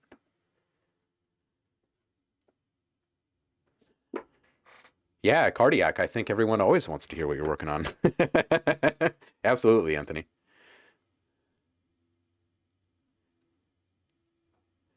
Yeah, no worries at all, Thomas. Absolutely happy to give the feedback to you. Okay, good. You automate the movement within the VST. Okay, cool. Yeah, as long as you don't have conflicting pan information, like that thing's got to be rock solid in the center before you send it through that plugin. No, don't feel insecure about the handle at all. I really like it. Kick Drum Commando is awesome. It doesn't even matter what kind of music you make. I think it's an awesome name. All right, you guys chat amongst yourself. I'm going to go grab some coffee and I'll be right back. We'll make some more stuff. And I think it's going to start off with a fridge sample. It's over on the Discord. Guys, go find it. I'll be right back. Grab myself some bean juice. I suggest you do the same. We've still got about an hour, so I'll be right back, kitty cats.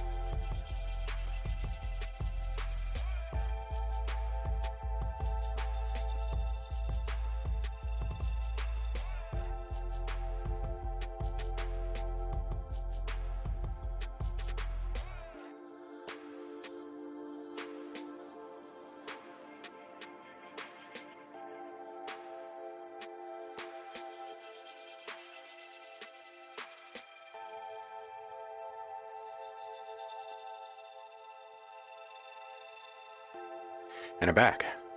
Super quick. All right. So it looks like Anthony already has a link in the chat here for us. Let's just dip into that really quick and then make a drone out of this fridge at Polly's request. Was that Polly that was asking? I think it was. This is unmixed, just has a limiter to bring it up. Will likely be one of our, be our next release. Okay.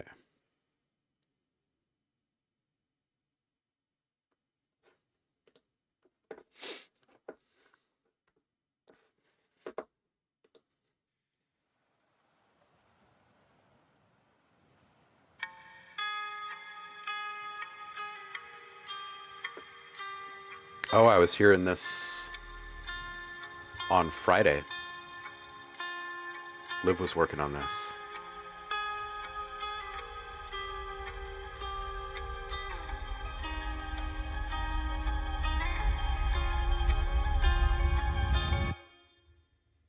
May the tide that is entering even now, beyond the lip of our understanding, carry you out beyond the face of fear. May you kiss the wind and turn from it, certain that it will love you back. May you open your eyes to water, radiant forever. And may you, in your innocence, sail from this to that. What's up, Chris?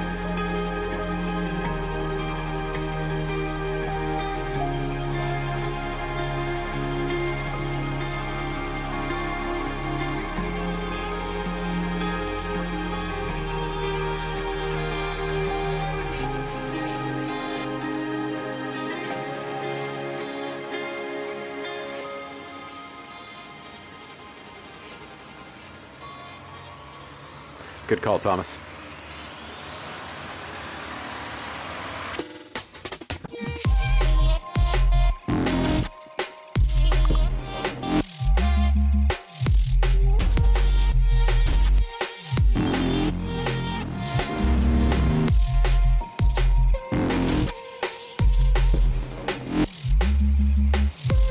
Nice one, Chris.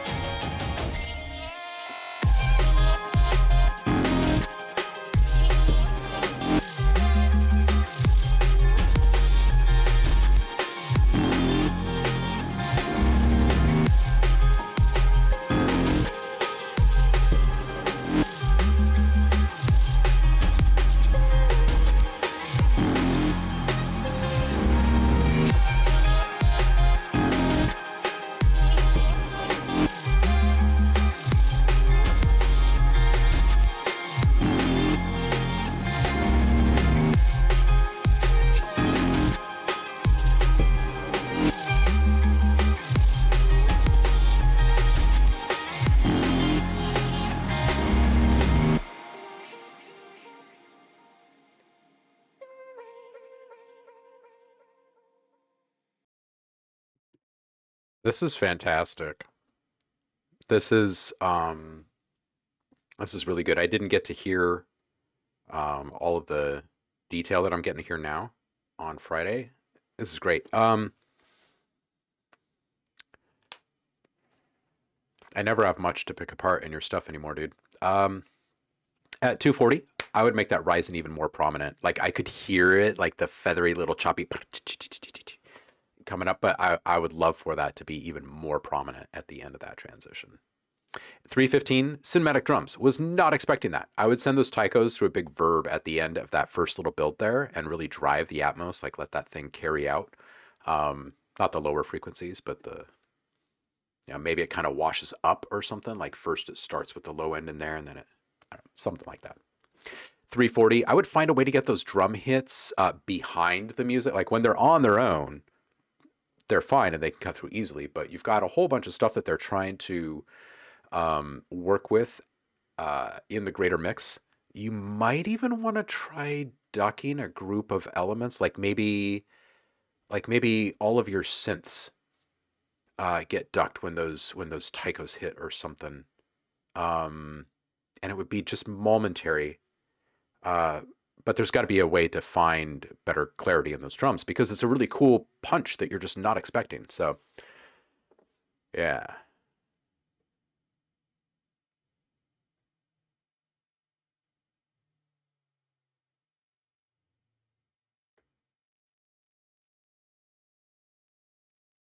What up, Chris? Thank you so much for the resub, by the way.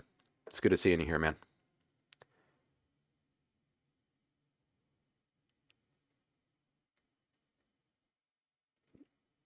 Ooh, yeah, Paulie.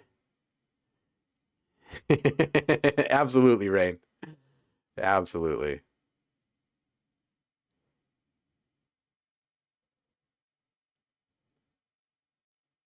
Colorbox is a plugin.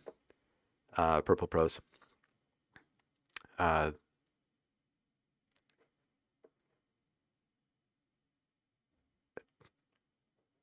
Track spacer for that. Oh, cool.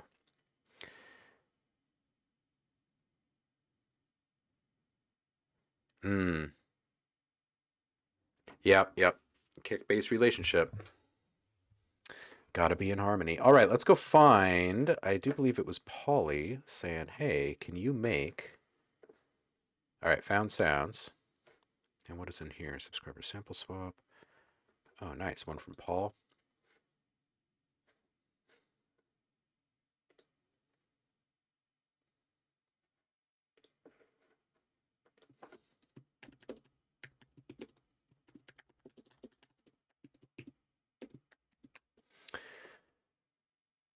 All right, so found sounds. Here we go.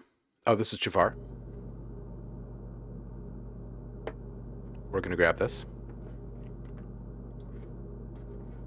Jafar, I'm assuming this is the same sample that you were using in your thing.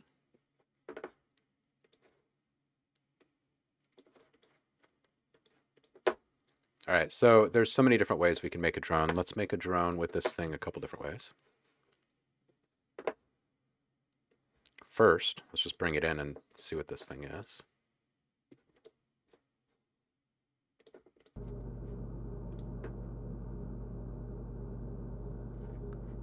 All right, so let's say you want to make some kind of cool twisted granular type thing. Is set this into, if you're in Logic, tempophone time stretch algorithm is actually granular. Maybe I'll stretch this thing out.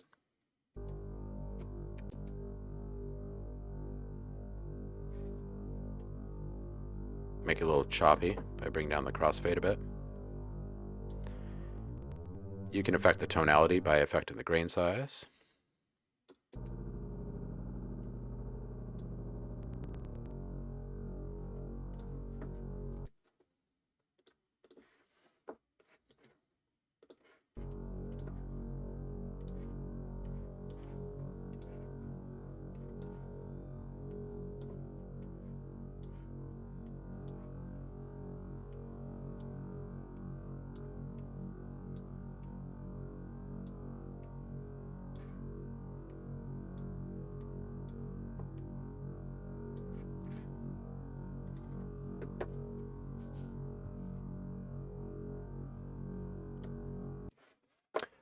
Nope, not into the Euro rack.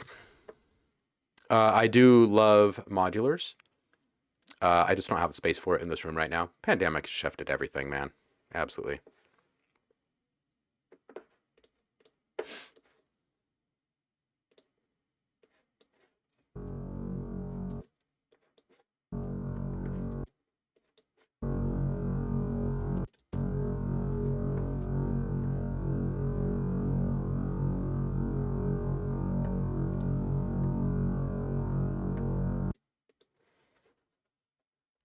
Let's see if we can add a little interesting feel to this thing.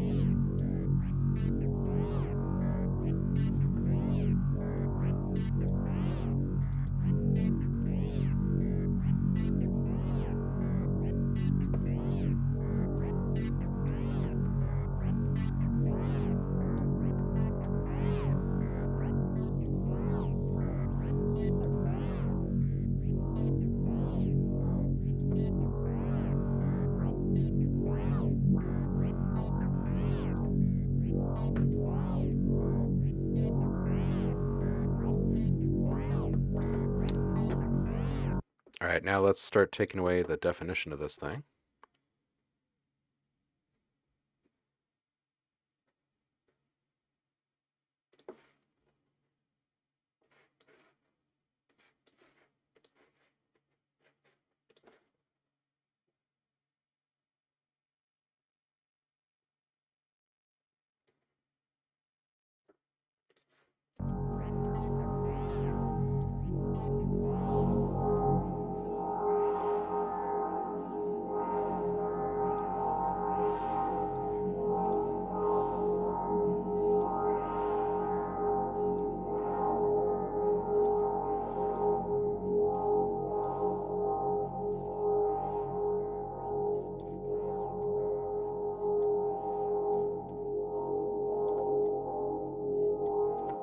Let's take this down a few steps.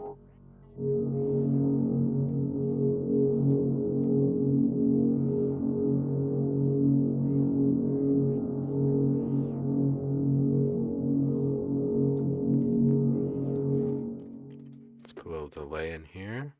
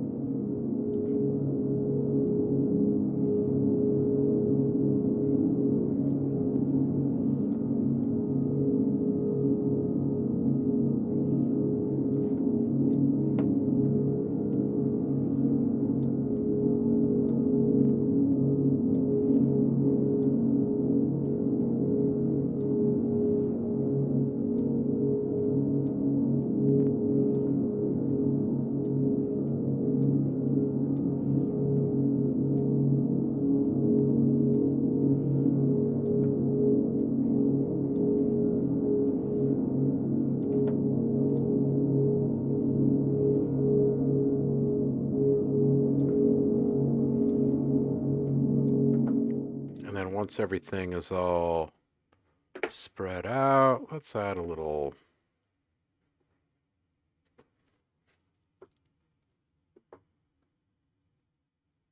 Actually, you know what? Instead of this delay,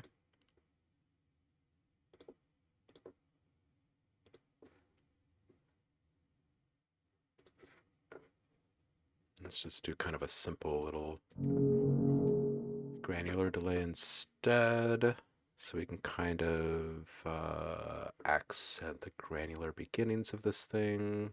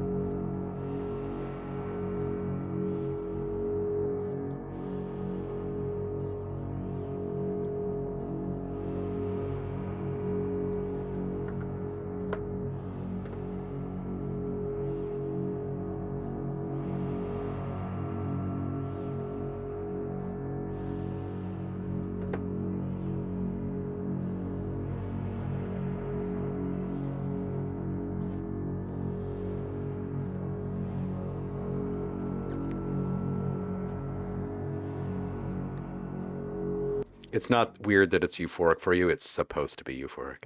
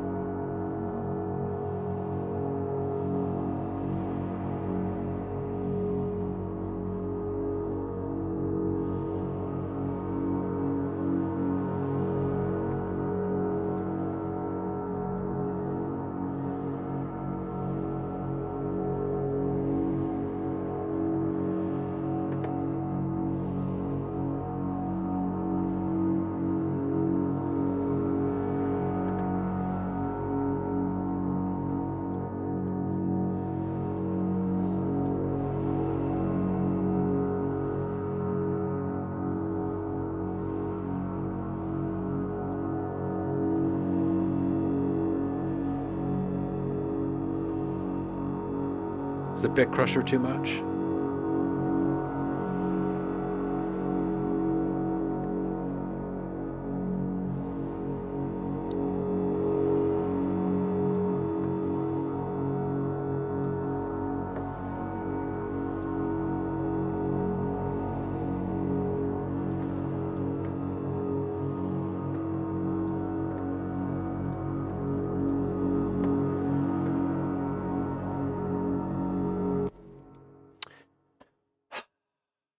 Mike, Swamp Life, how you doing, dude? We were talking about you earlier. How are you?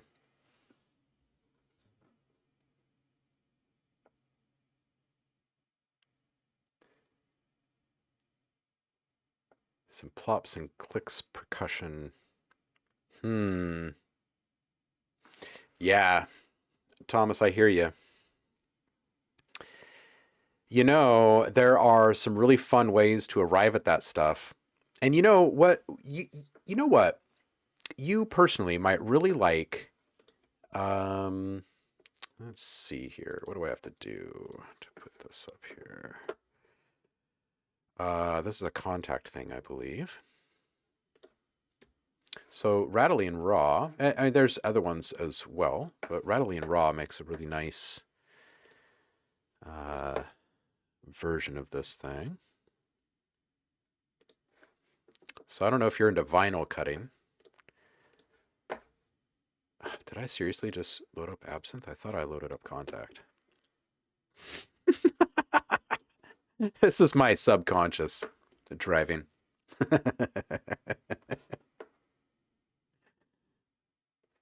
Swamp, how you doing, dude? How's farm life? How are things? Okay, so where in the world have I put my Rattly and Raw stuff is the question. I should look at this in my Finder first. Let's see here.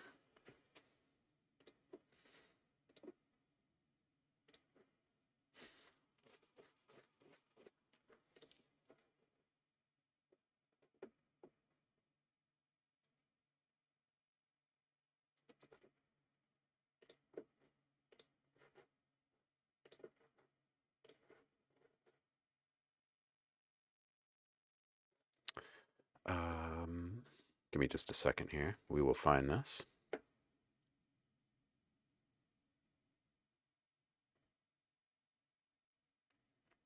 Okay, seriously though, like where did I put all of my Rattly and Raw stuff? Oh my goodness. Samples.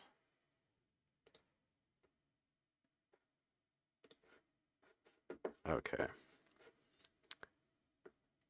What in the world? Rattly and Raw, Rattly and Raw, Rattly and Raw. There you are.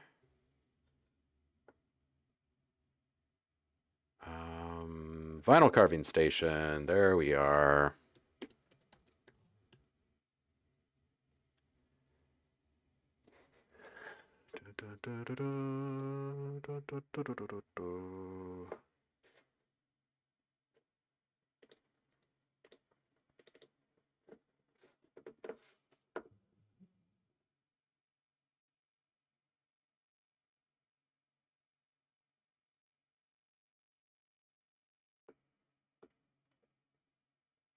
Where is my vinyl cut station? Where did that just go?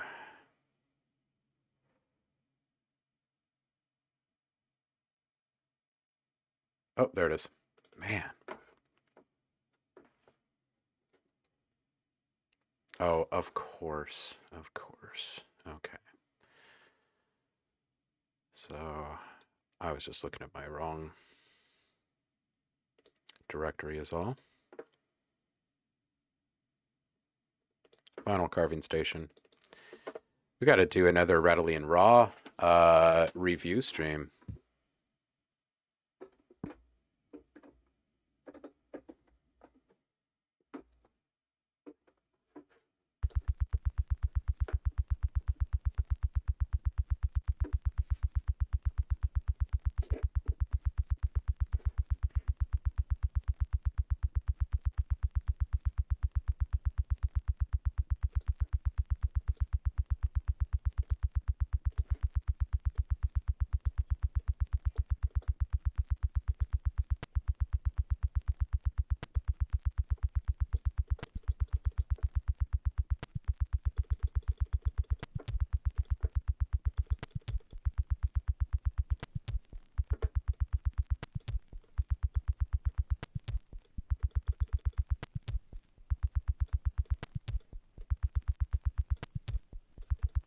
I remember this page. Oh, right, of course.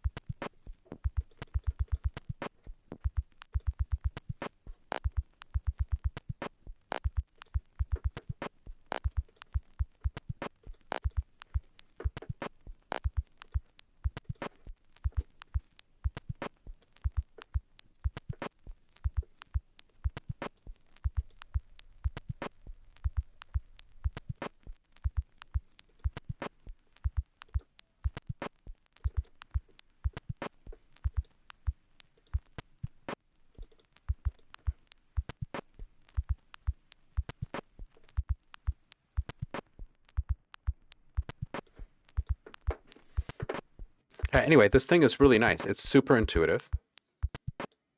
And it's a fairly easy thing to acclimate yourself to over time.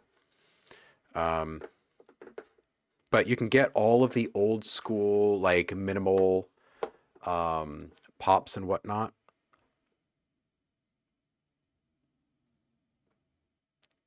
without actually ever cutting into a piece of vinyl. Swamp, yeah, I was, someone asked me if I could turn a recording of a fridge into a drone, which is what you walked into there. Bananas are a fine fruit. Rain, it's always nice to have you in the room, dude.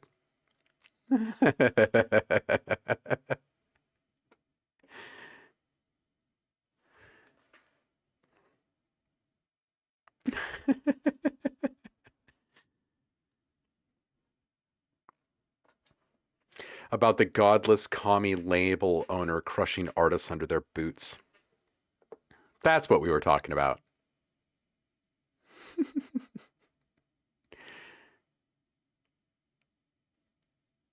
Farm is good, plants grow fast, lots of cucumber beetles. Yeah. 'Tis the season, right? Oh, Space Bats got new toys up. Yeah, cats don't like new symbols, do they?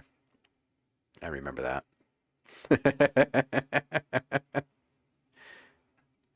Oh, Anthony, it was something else then. Did you disable all of your plugins, then remove that one, thinking that that was like the most likely candidate? Disableton strikes again. Whew. That's a sizable operation there, Swamp. Man.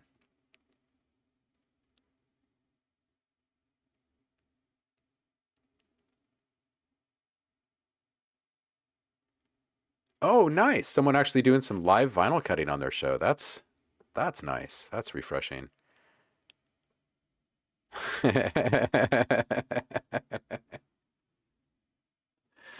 Oh man. Yeah, it is gold. It is gold.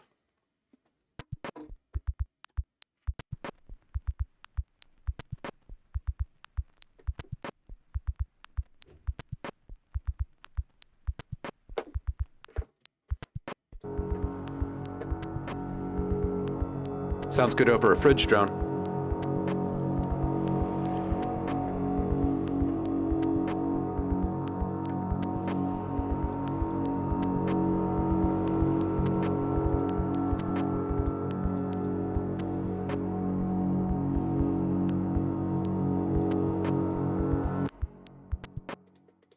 Anyway, back to what we're doing.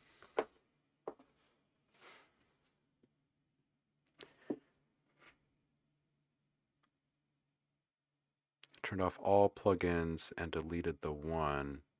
Okay, yeah, so go back and do this again. I know this is a pain in the arse, but seriously, this is what my years at Apple taught me, is that sometimes troubleshooting is a painstaking process. Disable them all again. And go back in. It's not going to be one that you use in every project. if everything else is opening up okay. So it's got to be an outlier.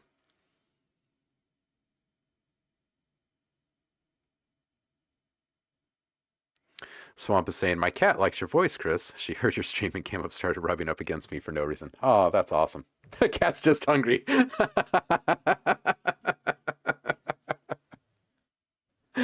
Oh. One, I thought was the culprit, and it worked momentarily. Well, it may not. It may not have been that. It may have just been a byproduct of disabling all of the other plugins. Was it still working when everything was still disabled, and then it was no longer working after you re-enabled and then tried to load up something?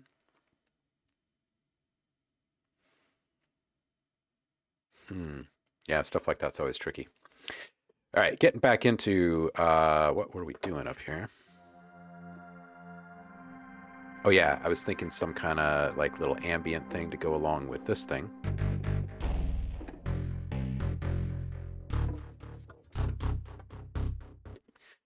And what are these if we bump them up one? No.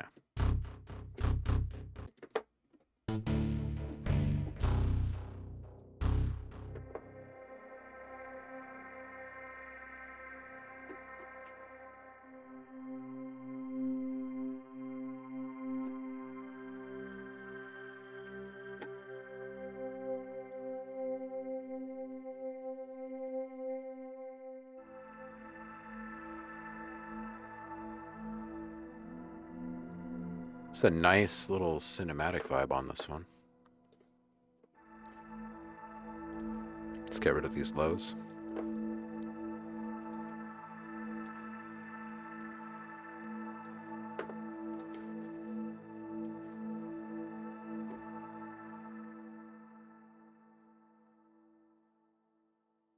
Put a little thermal on here for a little juice. Let's see here. Maybe just a little soft clip in here.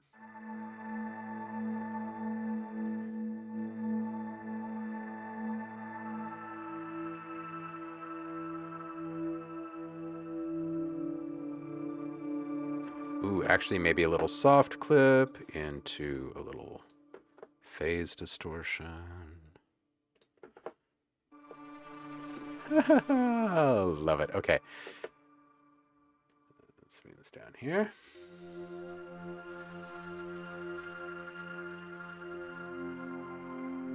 Yeah.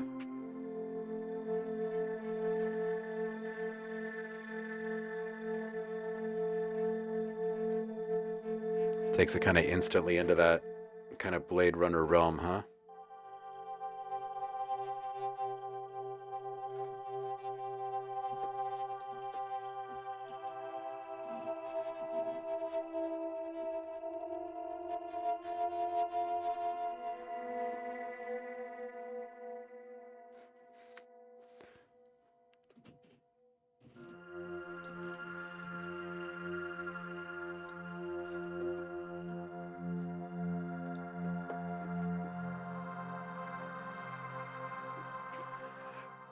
When all plugins are disabled, it opens just fine. Next time I go to open, it fails. I'm just going to print everything next time it opens. Yeah, man.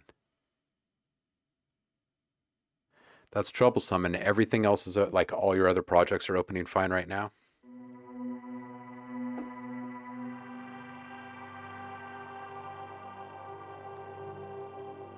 Has anything changed on your rig since you last opened that up? Like an update of any kind?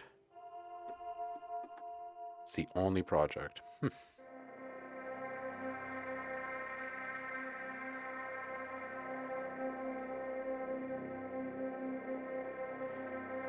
Yeah, it definitely smacks of a compatibility issue with a plugin, that's for sure. Because it sounds like something is stalling the validation check or something.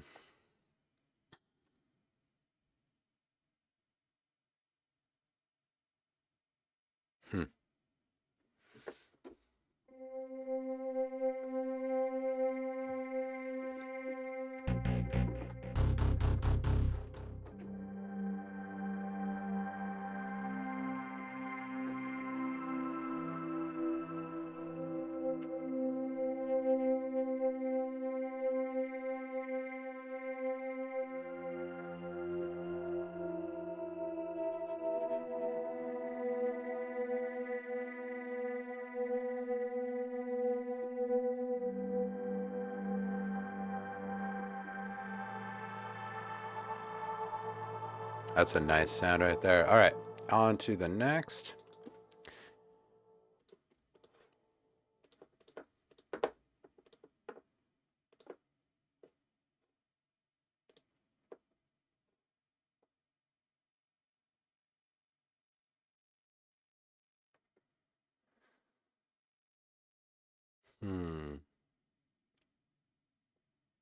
Let's borrow a little bit from one of these other packs that I've made.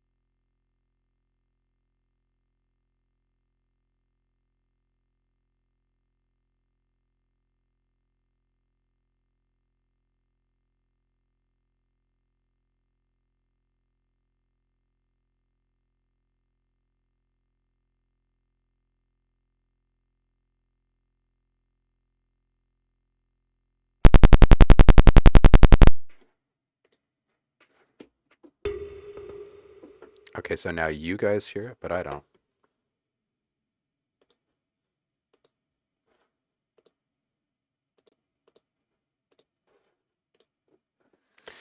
Okay, can you guys hear me? Now I don't hear this. Unbelievable. Streamlabs, come on.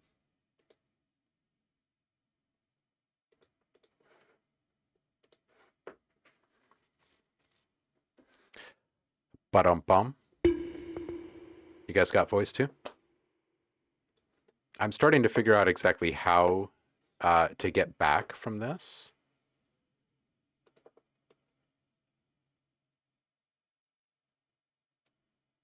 When it's happening. But seriously, Streamlabs needs to stop putting out updates willy-nilly. Because I'm running as bare bones as you can get over here.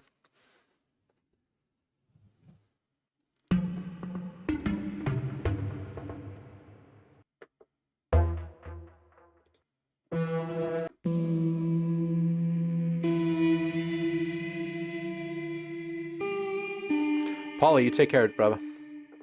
We will see you on the flip. Have a good one.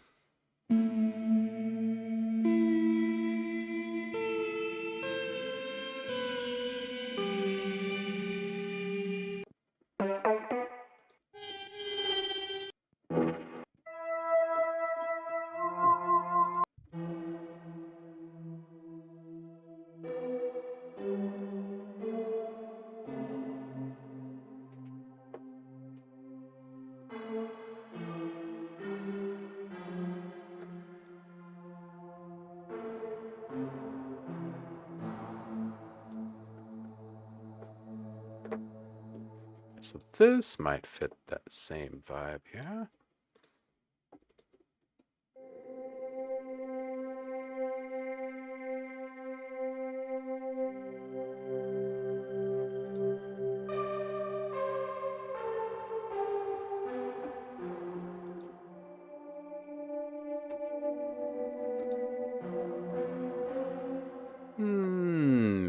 Maybe we'll fit it.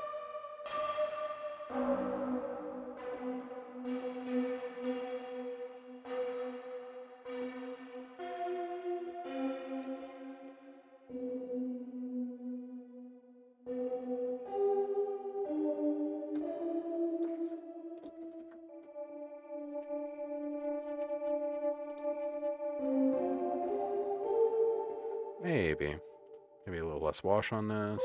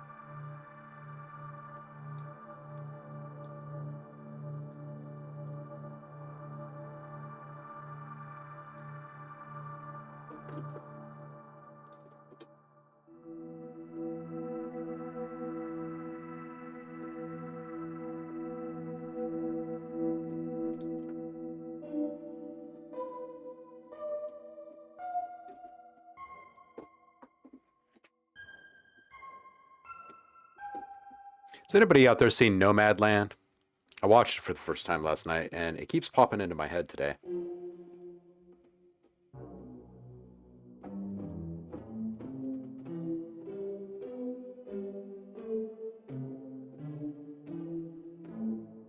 As above, so below. Harmonics are the only truth.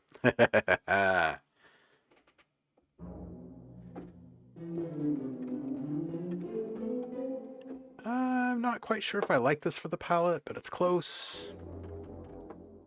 On to the next. All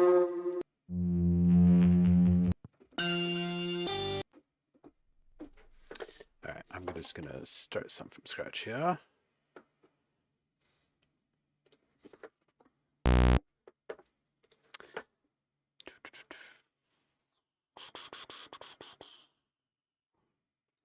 Let's do a little harmonic layer.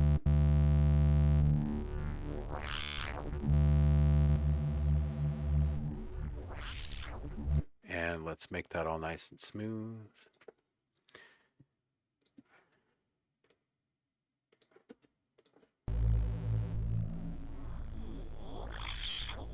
Yeah, like that. All right, and let's beef this up with a little...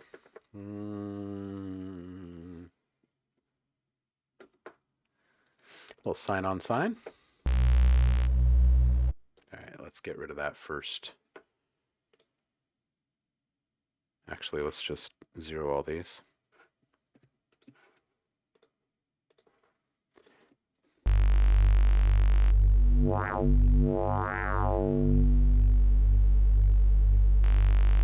And now we'll kick that last one to the curb.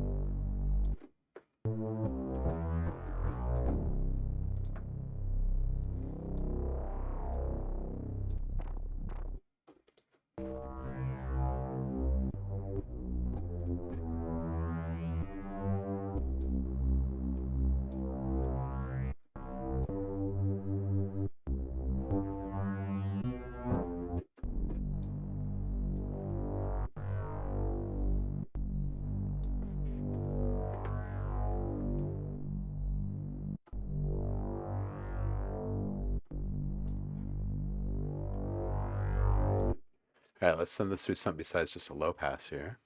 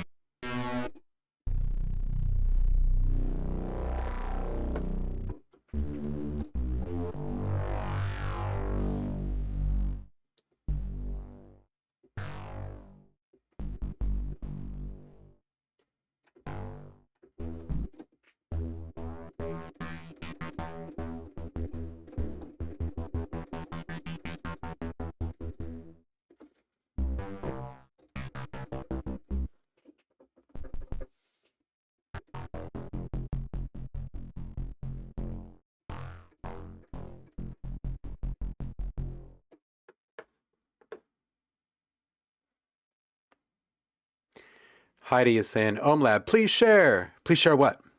Oh, please share what the movie was about? Okay, so this is about, well, it's Frances McDonald, and she is playing this character who is essentially forced into being a nomad, regardless of how she felt in life before this. She and her husband lived in a town in Nevada that was all built up around this gypsum mine.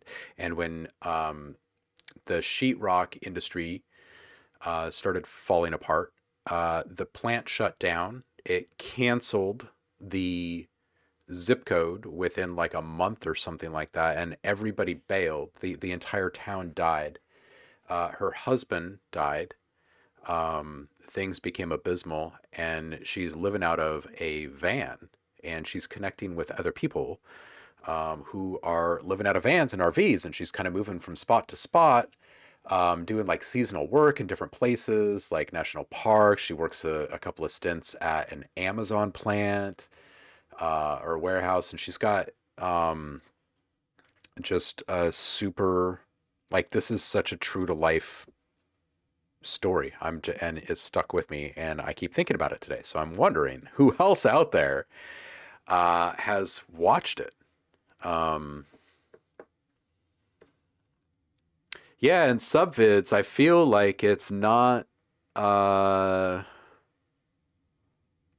yeah, like right now it's underbelly, but I feel like this is a situation that's brewing for a lot of people in our country right now, unfortunately. And I can't quite uh shake some of the feelings today.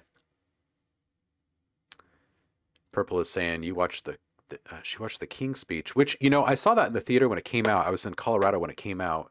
And that movie hit me. Like that one stuck with me. It was one of the better ones that I had seen in quite some time. And I'm biased to the content, like to the subject matter, because I spent so much of my life in speech therapy, and so I can totally relate. I can totally relate to every single scene in that movie.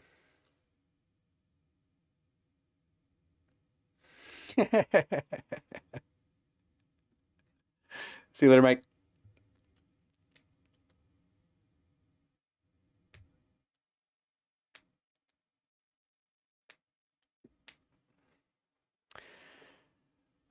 Fez, welcome to the mix, dude. Good to have you here. Yes, we are talking about Nomadland. I just watched it last night. Um, yeah, I was just talking about this last night about how during the pandemic, and having lived through the last like 5 years of the political turmoil here as well, it's become increasingly difficult for me because I only have like, okay, let me back up and frame this for you. I only have like an hour, hour and a half or so, usually on any given day, to actually watch something, like to actually sit down and watch something. So usually it's going to be like when I'm getting a chance to like sit down and like eat a burrito at the end of the day or something, right? It's like kid is finally down, have made meals for the family and everything, and now I'm going to get like an hour of decompression time, and it's been harder and harder for me to fit really meaningful documentaries and the artsier side of stuff into that decompression time, because I feel like I need a bit more escapism at that point. Like the days are long and sometimes heavy, and getting into really heavy subject matter for my small window of time for decompression is daunting sometimes. So we finally got to Nomadland last night, and I'm like, man, yeah, I feel like there's a lot of people kind of knocking on the door of this kind of situation, and it's man,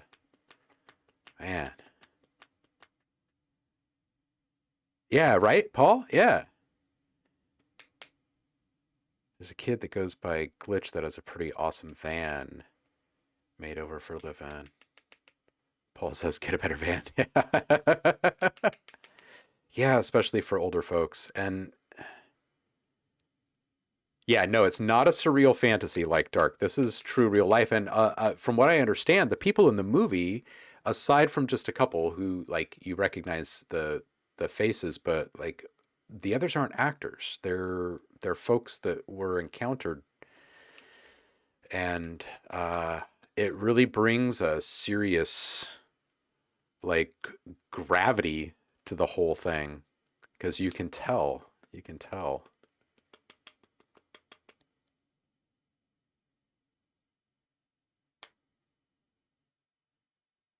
Hmm. Hmm. Yeah, real people. You find Star Trek and Doctor Who great for decompressing escapism. 45 minutes per episode is a much chunk of time. Yeah, absolutely, Eric. I've been a lifelong fan of the sci-fi escape pod, if you will.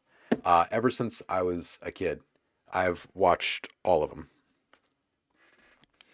It's kind of bad, but I sort of glorify it. I guess she was forced into it, but personally, it's a goal of mine to live out of a van, just nomad around and find seasonal work. Yeah, I feel like when you're seeking it, it's fantastic and it's great. Like, and I totally get it. But when you're forced into it, which I feel like a lot of people are kind of on the precipice of, it's a really, I don't know. This all seems so backwards to me. You know what I mean? Uh, like, like I feel this at the end of a really good basketball game sometimes. I'm in Portland, so I root for the Portland Trailblazers. They never win the ring or anything, but we've got a champion, a hero named Damian Lillard. And sometimes he just goes off and does these unhuman things. And then we lose the game at the end, and you're just kind of sitting there like, this isn't the kind of feeling that I'm supposed to have after watching this historic moment with like these superhuman efforts. And I just feel like we were raised in this country thinking that, America's great. And if you put in the time and the effort, you're going to get a certain kind of output at the end of the day, and that you'll be taken care of if you've done all the right things. And it's just proving out to not be true for so many people now, and increasingly so. And yeah, yeah. So I'm just like sitting here thinking about Nomad Land, like in between sounds and stuff. I'm just like, man, I wonder, like just how many people that are working in these Amazon warehouses, for instance, um, that like ended up there because they couldn't find something else. How stuck are they in their towns? Like I know that these companies move in, and it's a fairly predatory practice if you're really paying attention to the lay of the land. Um, they come in and they kind of strip out other opportunities, or they move into a place where other opportunities have been stripped, and there's this vacuum, and then they fill that space. And then I feel like these people are highly dependent upon the situation. Um, yeah, it's just left me thinking about some things. I'd love to hear other people's thoughts about Nomadland and what you were kind of feeling the day or two after. Bob Wells is ace. Wait a minute, wait a minute, wait a minute. Hold on a second. Paul,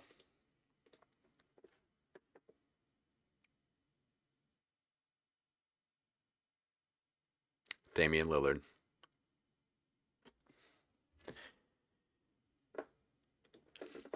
I'm going directly to the Frozen Wasteland website.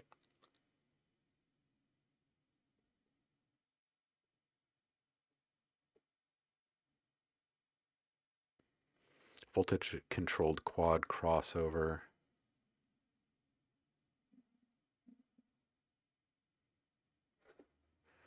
This is a snare drum being fed into the Damian Lillard. Oh, it's unavailable.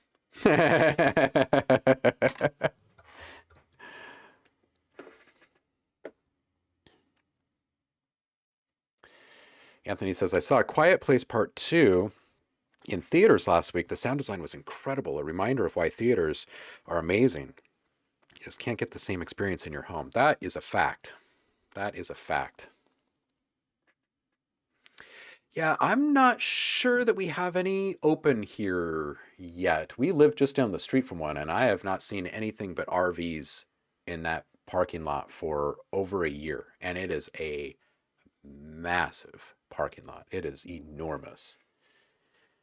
Just think like the biggest Costco you've ever been to and what that parking lot looks like. That's kind of what the parking lot for this theater looks like. And it's just been empty aside from people living in that parking lot for the last year plus.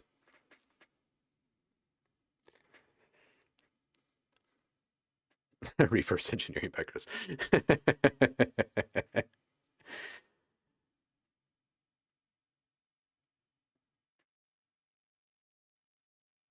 Yeah, Paul, I've spent so much of my life volunteering for different things, and I haven't done any of this during the pandemic at all. But to be completely fair and transparent, I haven't done it at all since we came back from the Bay Area, which has been a few years now. We were down there for a couple years. I just haven't had the same kind of bandwidth and availability as a dad. But I would spend a good chunk of my time running stuff down to the different shelters and whatnot, just like meeting people and whatnot. And it's because I've known so many people that have been affected by this type of thing. And so much of the time it's happened to people that it's just completely out of their control and it's blindsiding. And man, Frozen Wasteland plugs are amazing, but hate the colors. You've even complained to Eric. Oh. Anthony, you're in the Midwest, so everything is open. No one can tread on you in the Midwest, right?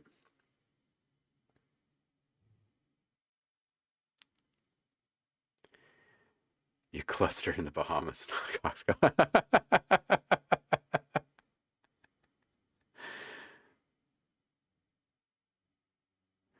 You saw my resume?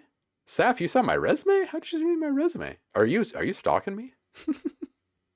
I volunteered so much stuff. Yeah, I have. Yeah, I mean, I feel like everyone should. I mean, there should be things that you're passionate about in life enough to the point that you don't need to be paid for them, right? But yeah, I have. I've done a lot of like coaching for Special Olympics and a lot of fundraising for different things. You're peeking through my window right now.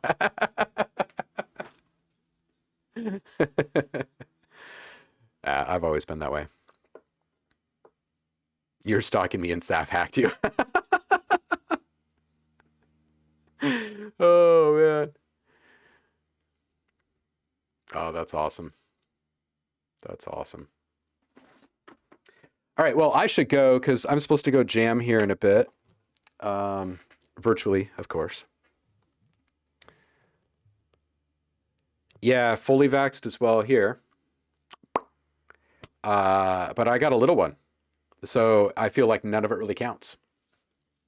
I feel like none of it really counts until we can get something into his body that helps protect him against, all the lung scarring and stuff. Blech. Man. Heidi says don't smoke. Let's see let's see if there's anyone good streaming right now. Oh, dude, Andremia is streaming right now. Let's go raid him. Whoever has not seen this raid sequence yet, don't move out of your seat. It's flipping fantastic. Fez, thank you so much for the follow. Oh, don't forget, just one quick last mention. If you are currently subbed to the channel, go hit the Discord and download your free sound pack this month. It is Trinkets, which is it's a smash hit. Everybody loves Trinkets. Just go grab it, and whatever you're inspired to make with it, circle back here by the last stream of the month and get your stuff submitted because you get more free sounds and yada, yada, yada. It's a good thing. Go hit the Discord while I pull up this raid here. We're going to go poke Andremia. Raid.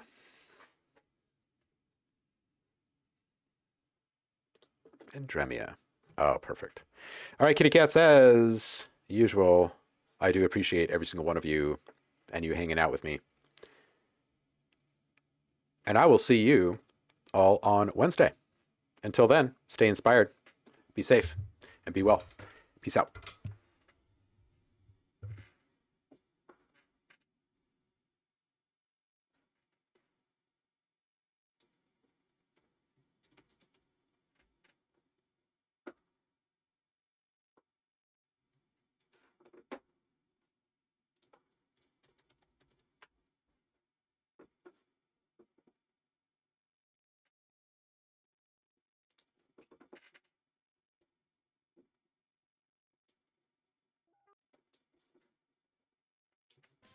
Black Music Month is back.